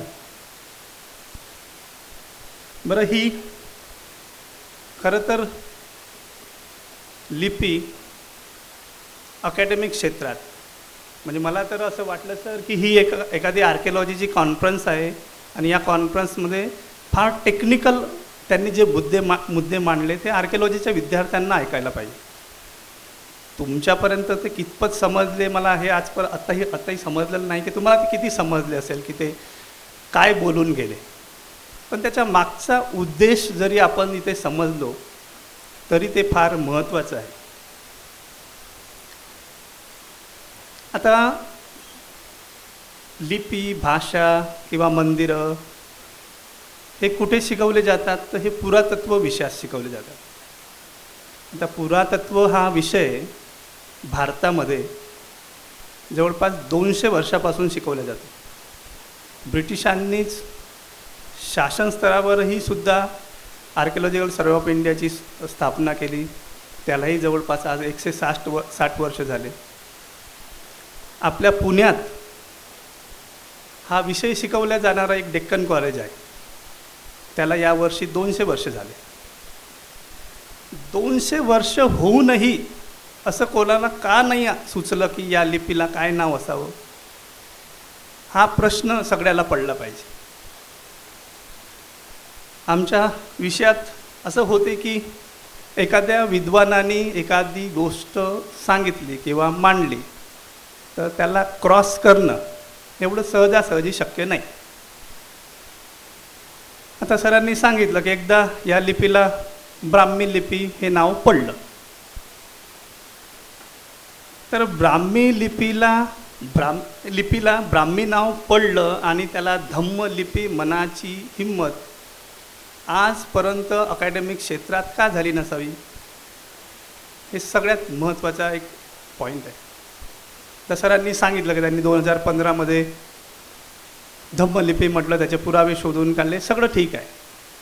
परंतु भारतामध्ये किंवा भारताच्या बाहेर ही लिपी धम्मलिपी आहे असं अकॅडमिक क्षेत्रात किंवा लोकांच्या मनात उतरवायचं असेल तर आपल्याला काय करायला पाहिजे हेही आपण लक्षात घेणं गरजेचं आहे.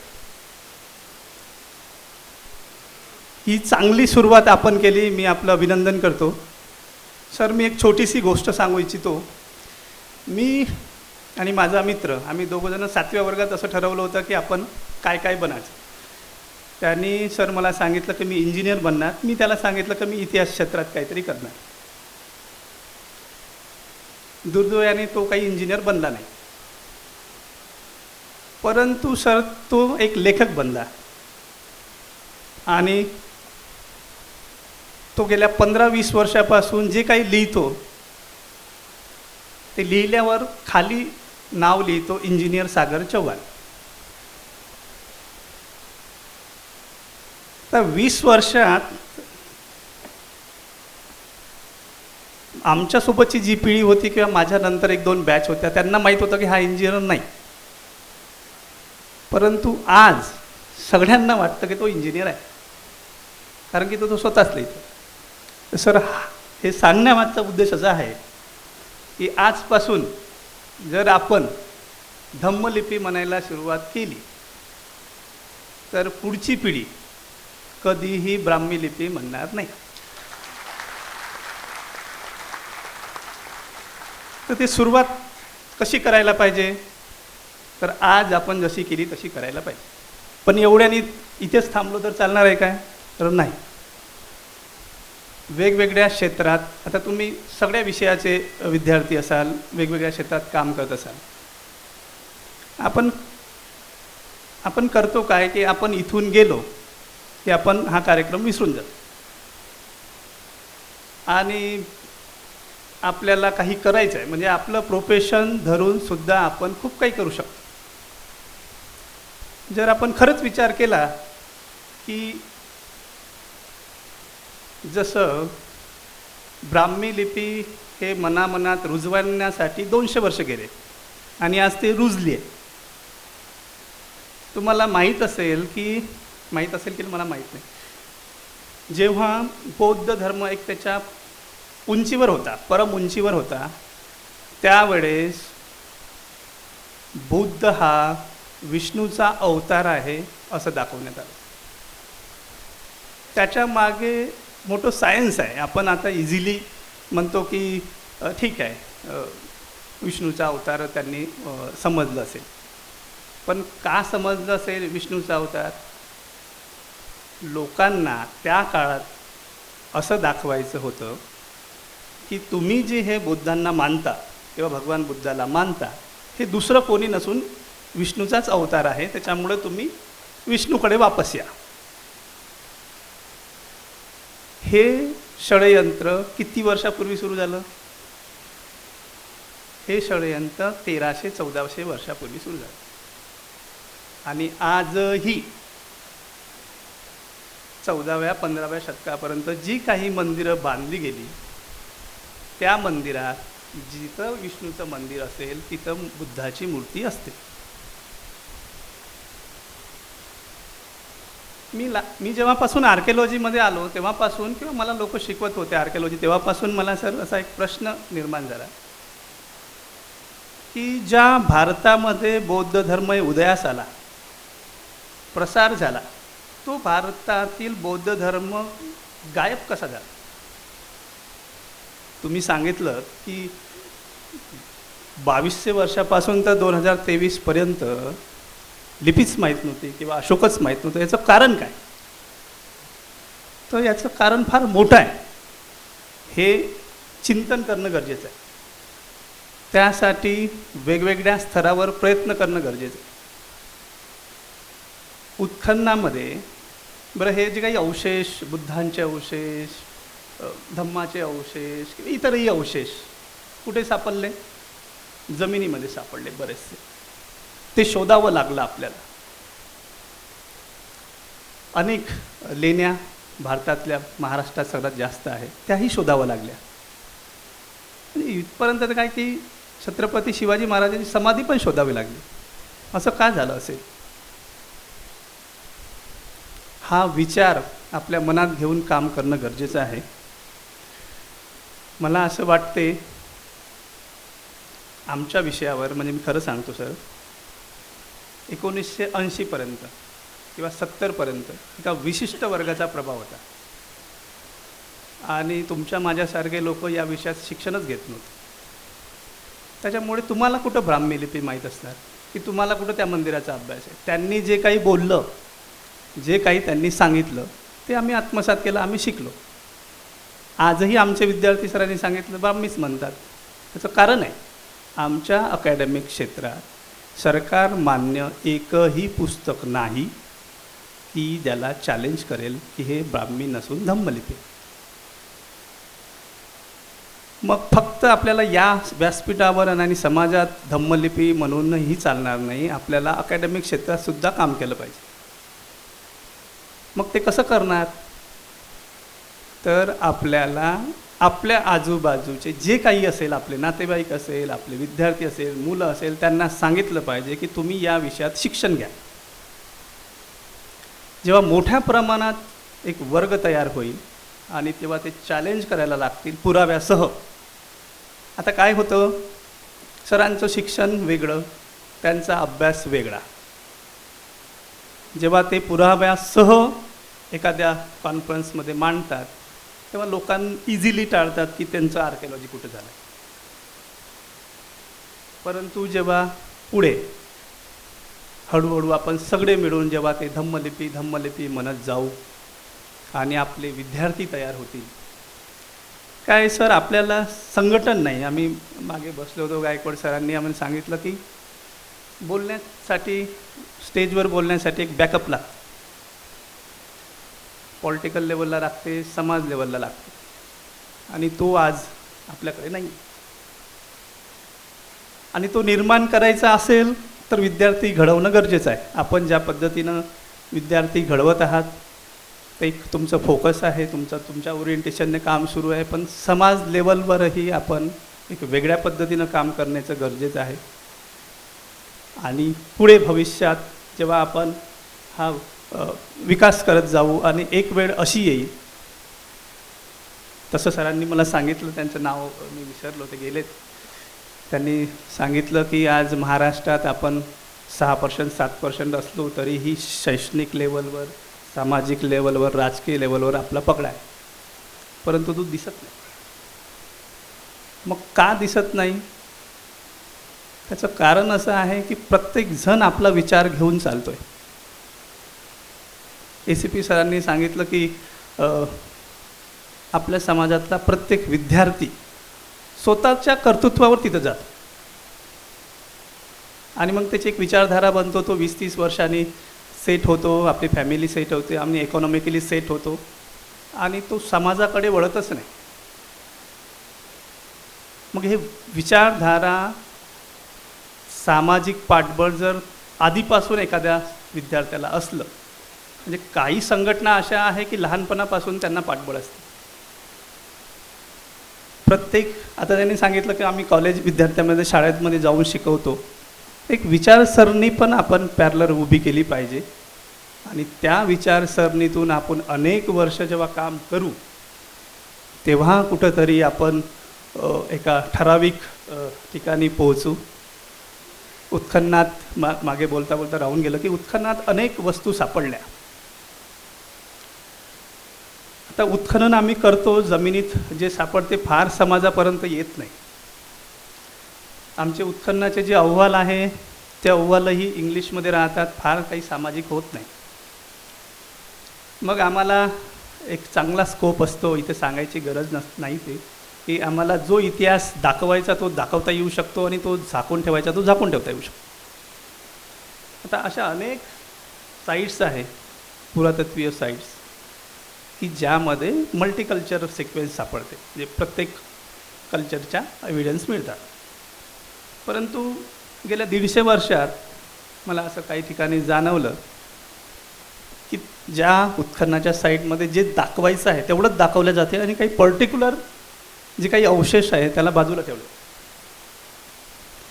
एक तेर नावाची साईट आहे उस्मानाबाद डिस्ट्रिक्टमध्ये. त्या साईट्सवर म्हणजे भारतामध्ये 2 राज्यामध्ये स्ट्रक्चरल चैत्यगृह आहे. स्ट्रक्चरल चैत्यगृह म्हणजे का, की जे लेण्यांमध्ये कोरलेले स्तूप असतात, ज्यामध्ये स्तूप असतो तो त्याला चैत्यगृह म्हणतो, नाही की विहार असतात. हे बांधकामामध्ये फारसे आढळून आले नाही.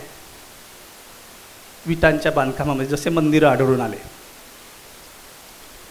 आणि तेर हे असं गाव आहे की जिथे 2 चैत्यगृह बांधलेले आहे विटांमध्ये आणि एक चैत्यगृह त्रिविक्रम मंदिरमध्ये कन्वर्ट झालेलं आहे.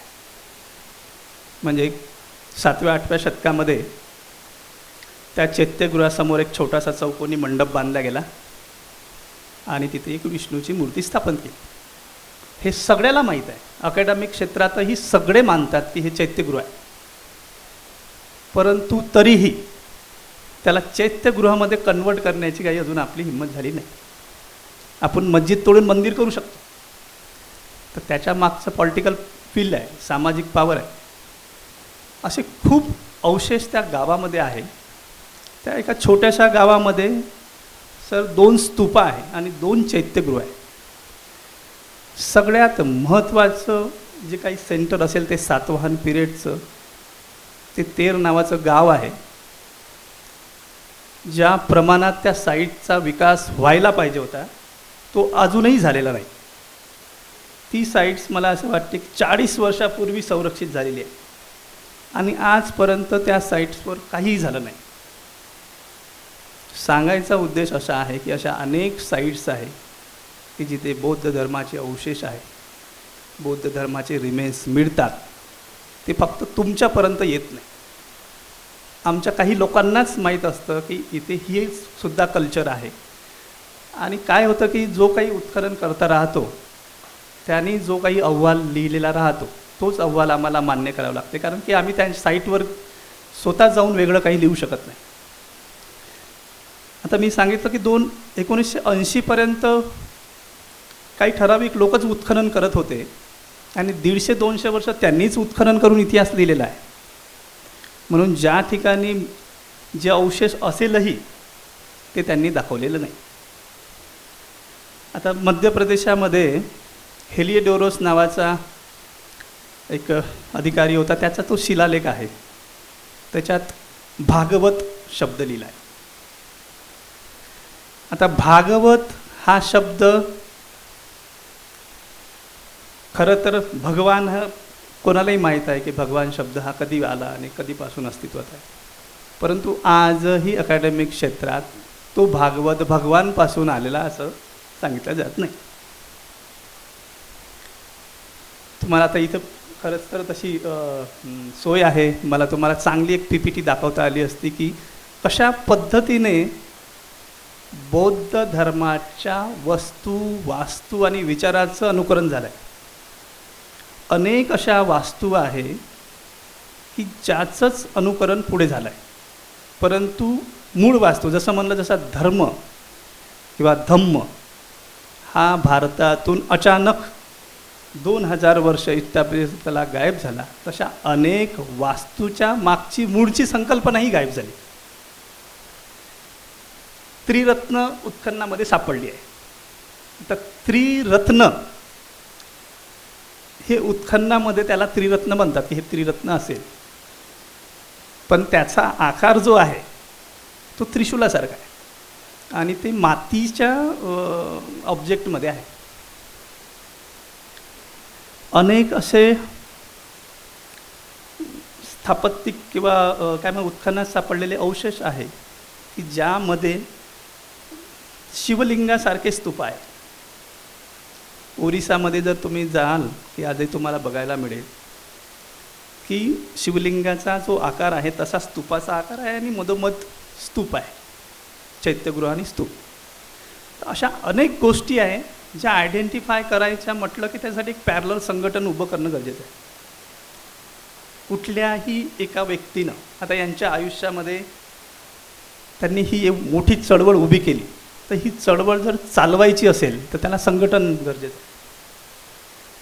आणि आता सरांनी सांगितलं की कोणतंही आर्थिक आणि सामाजिक पाठबळ नसतानासुद्धा त्यांनी हे इथपर्यंत, म्हणजे ही मोठी संकल्पना आहे की विश्व धम्मलिपी गौरव दिवस. आता याला खरंच विश्वापर्यंत न्यायचं असेल तर आपल्याला काय करायला पाहिजे हे महत्त्वाचं आहे. आणि सर हा वर्षातून एकदा घेण्याचा काही कार्यक्रम नाही, हा अनेक वेळा घेणं गरजेचं आहे. बाकीचे काही जी भाषणं असतात वेगवेगळ्या कार्यक्रमात, तर त्या कार्यक्रमात हे पण प्रत्येक कार्यक्रमात ठेवणं गरजेचं आहे का हा धम्मलिपी महत्त्वाची आहे, कशी आहे. आता आपण म्हटलं की ते शिकायला पाहिजे, निश्चितच शिकायला पाहिजे, परंतु ती वाढवायला सुद्धा पाहिजे. फक्त शिकून चालणार नाही, त्याची गरज अशी आहे की तुम्ही शिकणार, तुमचे 4 व्यक्ती शिकणार आणि त्यांना चौघांनाच माहीत असेल तर त्याचा काही फायदा नाही. समाजातल्या प्रत्येक घटकांपर्यंत ते जाणं गरजेचं आहे. आणि जर असं आपण जर पुढचे 30-40 वर्ष करत राहिलो तर सर मी जसं म्हटल्याप्रमाणे तो इंजिनियर नसतानाही इंजिनियर होऊ शकतो. जर पुढचे 40-50 वर्ष आपण धम्मलिपीच म्हणत राहिलो आणि धम्मलिपीच लिहित राहिलो तर 40 वर्षांनी सर काहीच सांगायची गरज नाही. आजपर्यंतची प्रथा अशीच आहे की तुम्ही 50 वर्ष 20 वर्ष जे काही फॉलो करता तेच तुमच्या मनामध्ये रुळतं. तर बोलायचं खूप आहे, कारण की सरांनी फार आर्किओलॉजीविषयी आणि लिपीविषयी सगळं सांगितलेलं आहे, त्यामध्ये पुन्हा मी त्याच्यामध्ये जात नाही. आज फार महत्त्वाचा दिवस आहे. एका ब्रिटिश अधिकाऱ्याचा आपण जन्मदिवस खरं तर साजरा करत आहोत. त्याच्या मागचं कारण जरी भारतीय असलं तरी ही जोड घालणं ही एक महत्त्वाचं आहे की जेणेकरून एक समाजामध्ये एक वेगळा पायंडा निर्माण होईल की अशा या अधिकाऱ्यांनी. आणि खरं तर सर आम्हाला असं फार चांगलं वाटतं की आम्ही छोटी मोठी संशोधन करत राहतो आणि एखाद्या संशोधकांना त्याच्या 200 वर्षानंतर 100 वर्षानंतर आठवण ठेवणं त्याच्यासाठी खरंच हा गौरव दिवस आहे मला असं वाटते. परंतु गेल्या 100-150 वर्षात काही ठराविक लोकांचाच गौरव दिवस होतो आणि काही लोकांना टाळलं जाते. जेव्हा आपण खरंच सुशिक्षित होऊ आणि या धम्माविषयी सुशिक्षित होऊ तेव्हा आपल्याला हे बारकावे कळतील की आपण कुठं चुकतो, आपल्याला काय आपल्यापासून काय होते. समाजामध्ये 2 पॅरलल गोष्टी नेहमी चालत असतात. एक गोष्ट असते जे वास्तविक आहे आणि ही वास्तविक गोष्ट जर झाकायची असेल तर एक नवीन गोष्ट उभी केली जाते आणि आपण फार अट्रॅक्टिव्ह आहो आपण लगेच एखाद्या निगेटिव्ह गोष्टीकडे अट्रॅक्ट होतो आणि जी छोटीशी गोष्ट आहे ती आपण दुर्लक्षित करतो.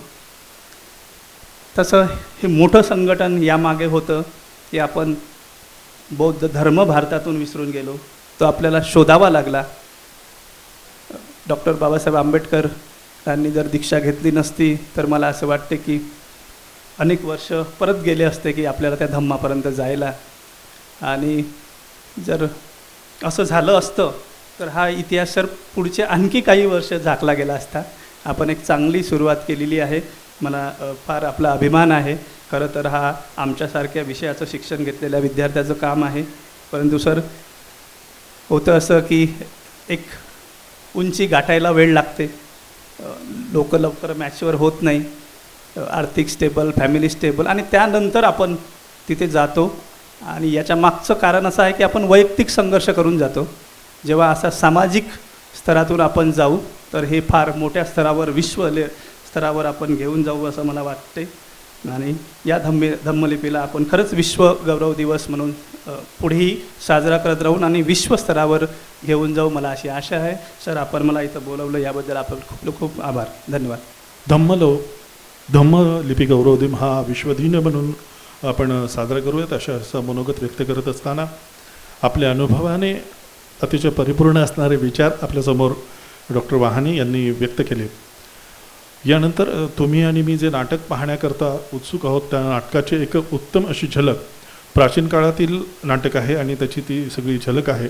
सातवन कालाचा जो कालखंड आहे आणि आत्तापर्यंतचा जो साधारणपणे प्रवास आहे त्याचं एक नाट्य रूपांतर करण्यात आलेलं आहे. ते नाट्य रूपांतर आपल्यासमोर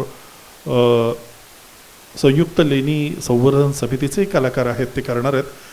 तत्पूर्वी विचारपीठावरील सर्व मान्यवरांचे धन्यवाद व्यक्त करतो आणि काही मोजके सत्कार या ठिकाणी होतील आणि लगेचच या ठिकाणी मी आपल्याला सांगितल्याप्रमाणे प्राचीन काळातील एक झलक म्हणे माझे मित्र यांच्याकरता एकदा जोरदार टाळवा. रिपब्लिकन युवा मोर्चाच्या माध्यमातून आजच्या युवकांना घडवण्याचं काम आणि प्रामुख्यानं आत्ता भीमा कोरेगाव 1 जानेवारीचा जो सगळा समारोह झाला त्यामध्ये महत्त्वाची भूमिका बजावणारे मी बोसेकर सरांना विनंती करतो की आपण तो करावात. माझा मित्र मिलिंद आहिरे यांचा या ठिकाणी सन्मान सत्कार केला जातो आहे. मिलिंद आहिरे यांचा सन्मान सत्कार गायकवाड साहेबांना मी विनंती करतो आपण तो करावात. धम्ममित्र आणि व्यक्तिगत जीवनातील आमचे मित्र शांतीपालजी ओहाळ यांचाही या ठिकाणी सन्मान सत्कार केला जातो आहे. मी गायकवाड सरांना विनंती करतो की आपण तो करावात.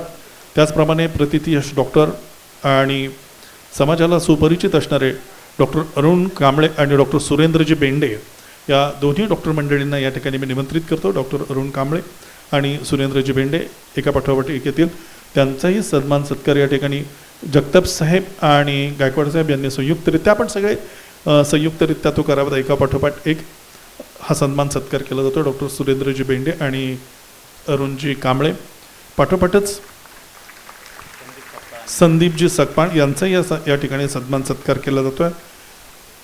निलेशजी अल्लाट यांचा सन्मान सत्कार करण्याची विनंती मी डॉक्टर वाहाने यांना करतो. डॉक्टर वाहाने साहेब यांना मी विनंती करतो की माननीय निलेशजी अल्लाट यांचा या ठिकाणी सन्मान सत्कार करावा. रुग्ण हक्क परिषदेच्या द्वारे राज्यामध्ये स्वतःचं एक मोठं काम उभं करत असताना रुग्णांच्या न्याय हक्काकरता रस्त्यावरचे लढे लढणारे आणि तितकंच उत्तम वक्तृत्व आणि मैत्री जपणारे माझे मित्र उमेशजी चव्हाण यांचा या ठिकाणी सन्मान सत्कार केला जातो आहे. त्याचबरोबर किरणजी कदम किरणजी आपलाही या ठिकाणी सन्मान या भूमिहीनांचे प्रश्न म्हणजे खरं तर ॲडव्होकेट आहेत त्या भूमिहीनांचे प्रश्न मार्गी लावण्यामध्ये त्यांचं एक मोठं योगदान आहे. दैनिक सम्राटचे प्रतिनिधी आणि वृत्तांकन करणारे त्याचप्रमाणे लॉर्ड बुद्धा चॅनलचे माझे व्यक्तिगत जीवनातील मित्र आणि लॉर्ड बुद्धा संपूर्ण भारताभर पोहोचवणारे सचिन मून या ठिकाणी आलेले आहेत. सचिन मून यांना या ठिकाणी निमंत्रित करतो.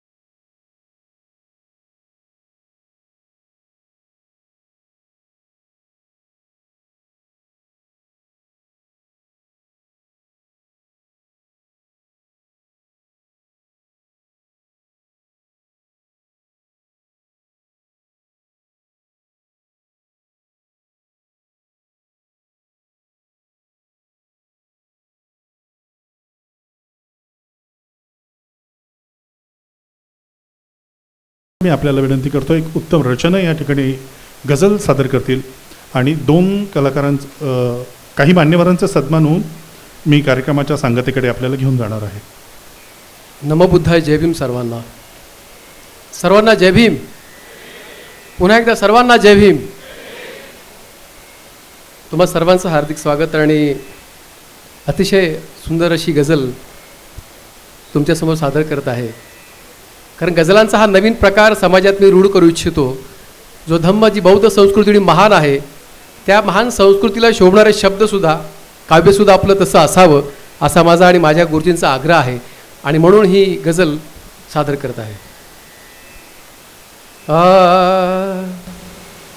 Atul sir, hello. Atul sir, माझी विनंती आहे की ही गझल फक्त ऐकून घ्यावी तुम्ही. आभाळ भरमज, आभाळ भरमज दिले भीमाने. आभाळ भरमज, आभाळ भरमज दिले भीमाने. खुजे प्रलोभन नको नको रे. खूप खूप धन्यवाद. आभाळ भरमज दिले भीमाने. खुजे प्रलोभन नको नको रे. भीमबोधाचे, भीमबोधाचे पालन करतो. भीमबोधाचे पालन करतो. तुझे प्रबोधन नको नको रे. आभाळ भरमज दिले भीमाने. आभाळ भरमज दिले भीमाने. खुजे प्रलोभन नको नको रे. भीमबोधाचे पालन करतो. भीमबोधाचे पालन करतो. तुझे प्रबोधन नको नको रे. नको बाटवू इमान फुले. नको बाटवू इमान फुले. नको अस्मिता धुळीस मिळवू. माझी विनंती आहे सर्वांना. नको बाटवू इमान फुले. नको बाटवू इमान फुले. नको अस्मिता धुळीस मिळवू. एक दुजाना, एक दुजाना म्हणती नकटे. एक दुजाना म्हणती नकटे. असे विडंबन नको नको रे. आवडतं, टाळ्या वाजवा, आवडतं तर नक्की. एक दुजाना म्हणती नकटे. असे विडंबन नको नको रे. शेवटचा शेवट. भीमनामाच्या किती चळवळी. भीमनामाच्या किती चळवळी. रोज प्रसवती सांज सकाळी. बंधूंनो, रथभीमाचा नेव पुढे या नावाच्या अंडर मी गझलांचे कार्यक्रम करत असतो आणि हा शेवटचा शेर सादर करतो. कारण बौद्ध सूत एवढी महान आहे, पण सध्या आपले कवी गायक अतिशय चुकीची भाषा वापरत, नकारात्मक भाषा वापरत आहेत. आणि म्हणून मला नेहमी खूप काळजी वाटते की बऱ्याचदा आपण बाबासाहेबांना आपल्या भाषेने तोडण्याचा प्रयत्न करतो, ही तरह करतो की काय. आणि म्हणून शेवटचा शेर. भीमनामाच्या किती चळवळी. भीमनामाच्या किती चळवळी. रोज प्रसवती सांज सकाळी. भीमनामाच्या किती चळवळी. रोज प्रसवती सांज सकाळी. पण एकही गर्भार न राही. भीमनामाच्या किती चळवळी. रोज प्रसवती सांज सकाळी. पण एकही गर्भार न राही. पण एकही गर्भार न राही. असे वांजपण नको नको रे. पण एकही गर्भार न राही. असे वांजपण नको नको रे. आभाळ भरमज दिले भीमाने.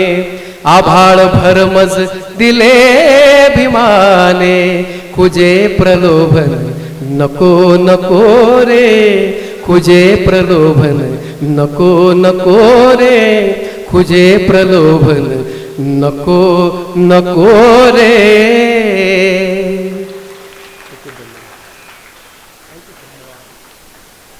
आभाळ भरमज दिले भीमाने तुझे प्रबोधन नको नको रे तुझे प्रलोभन नको नको रे.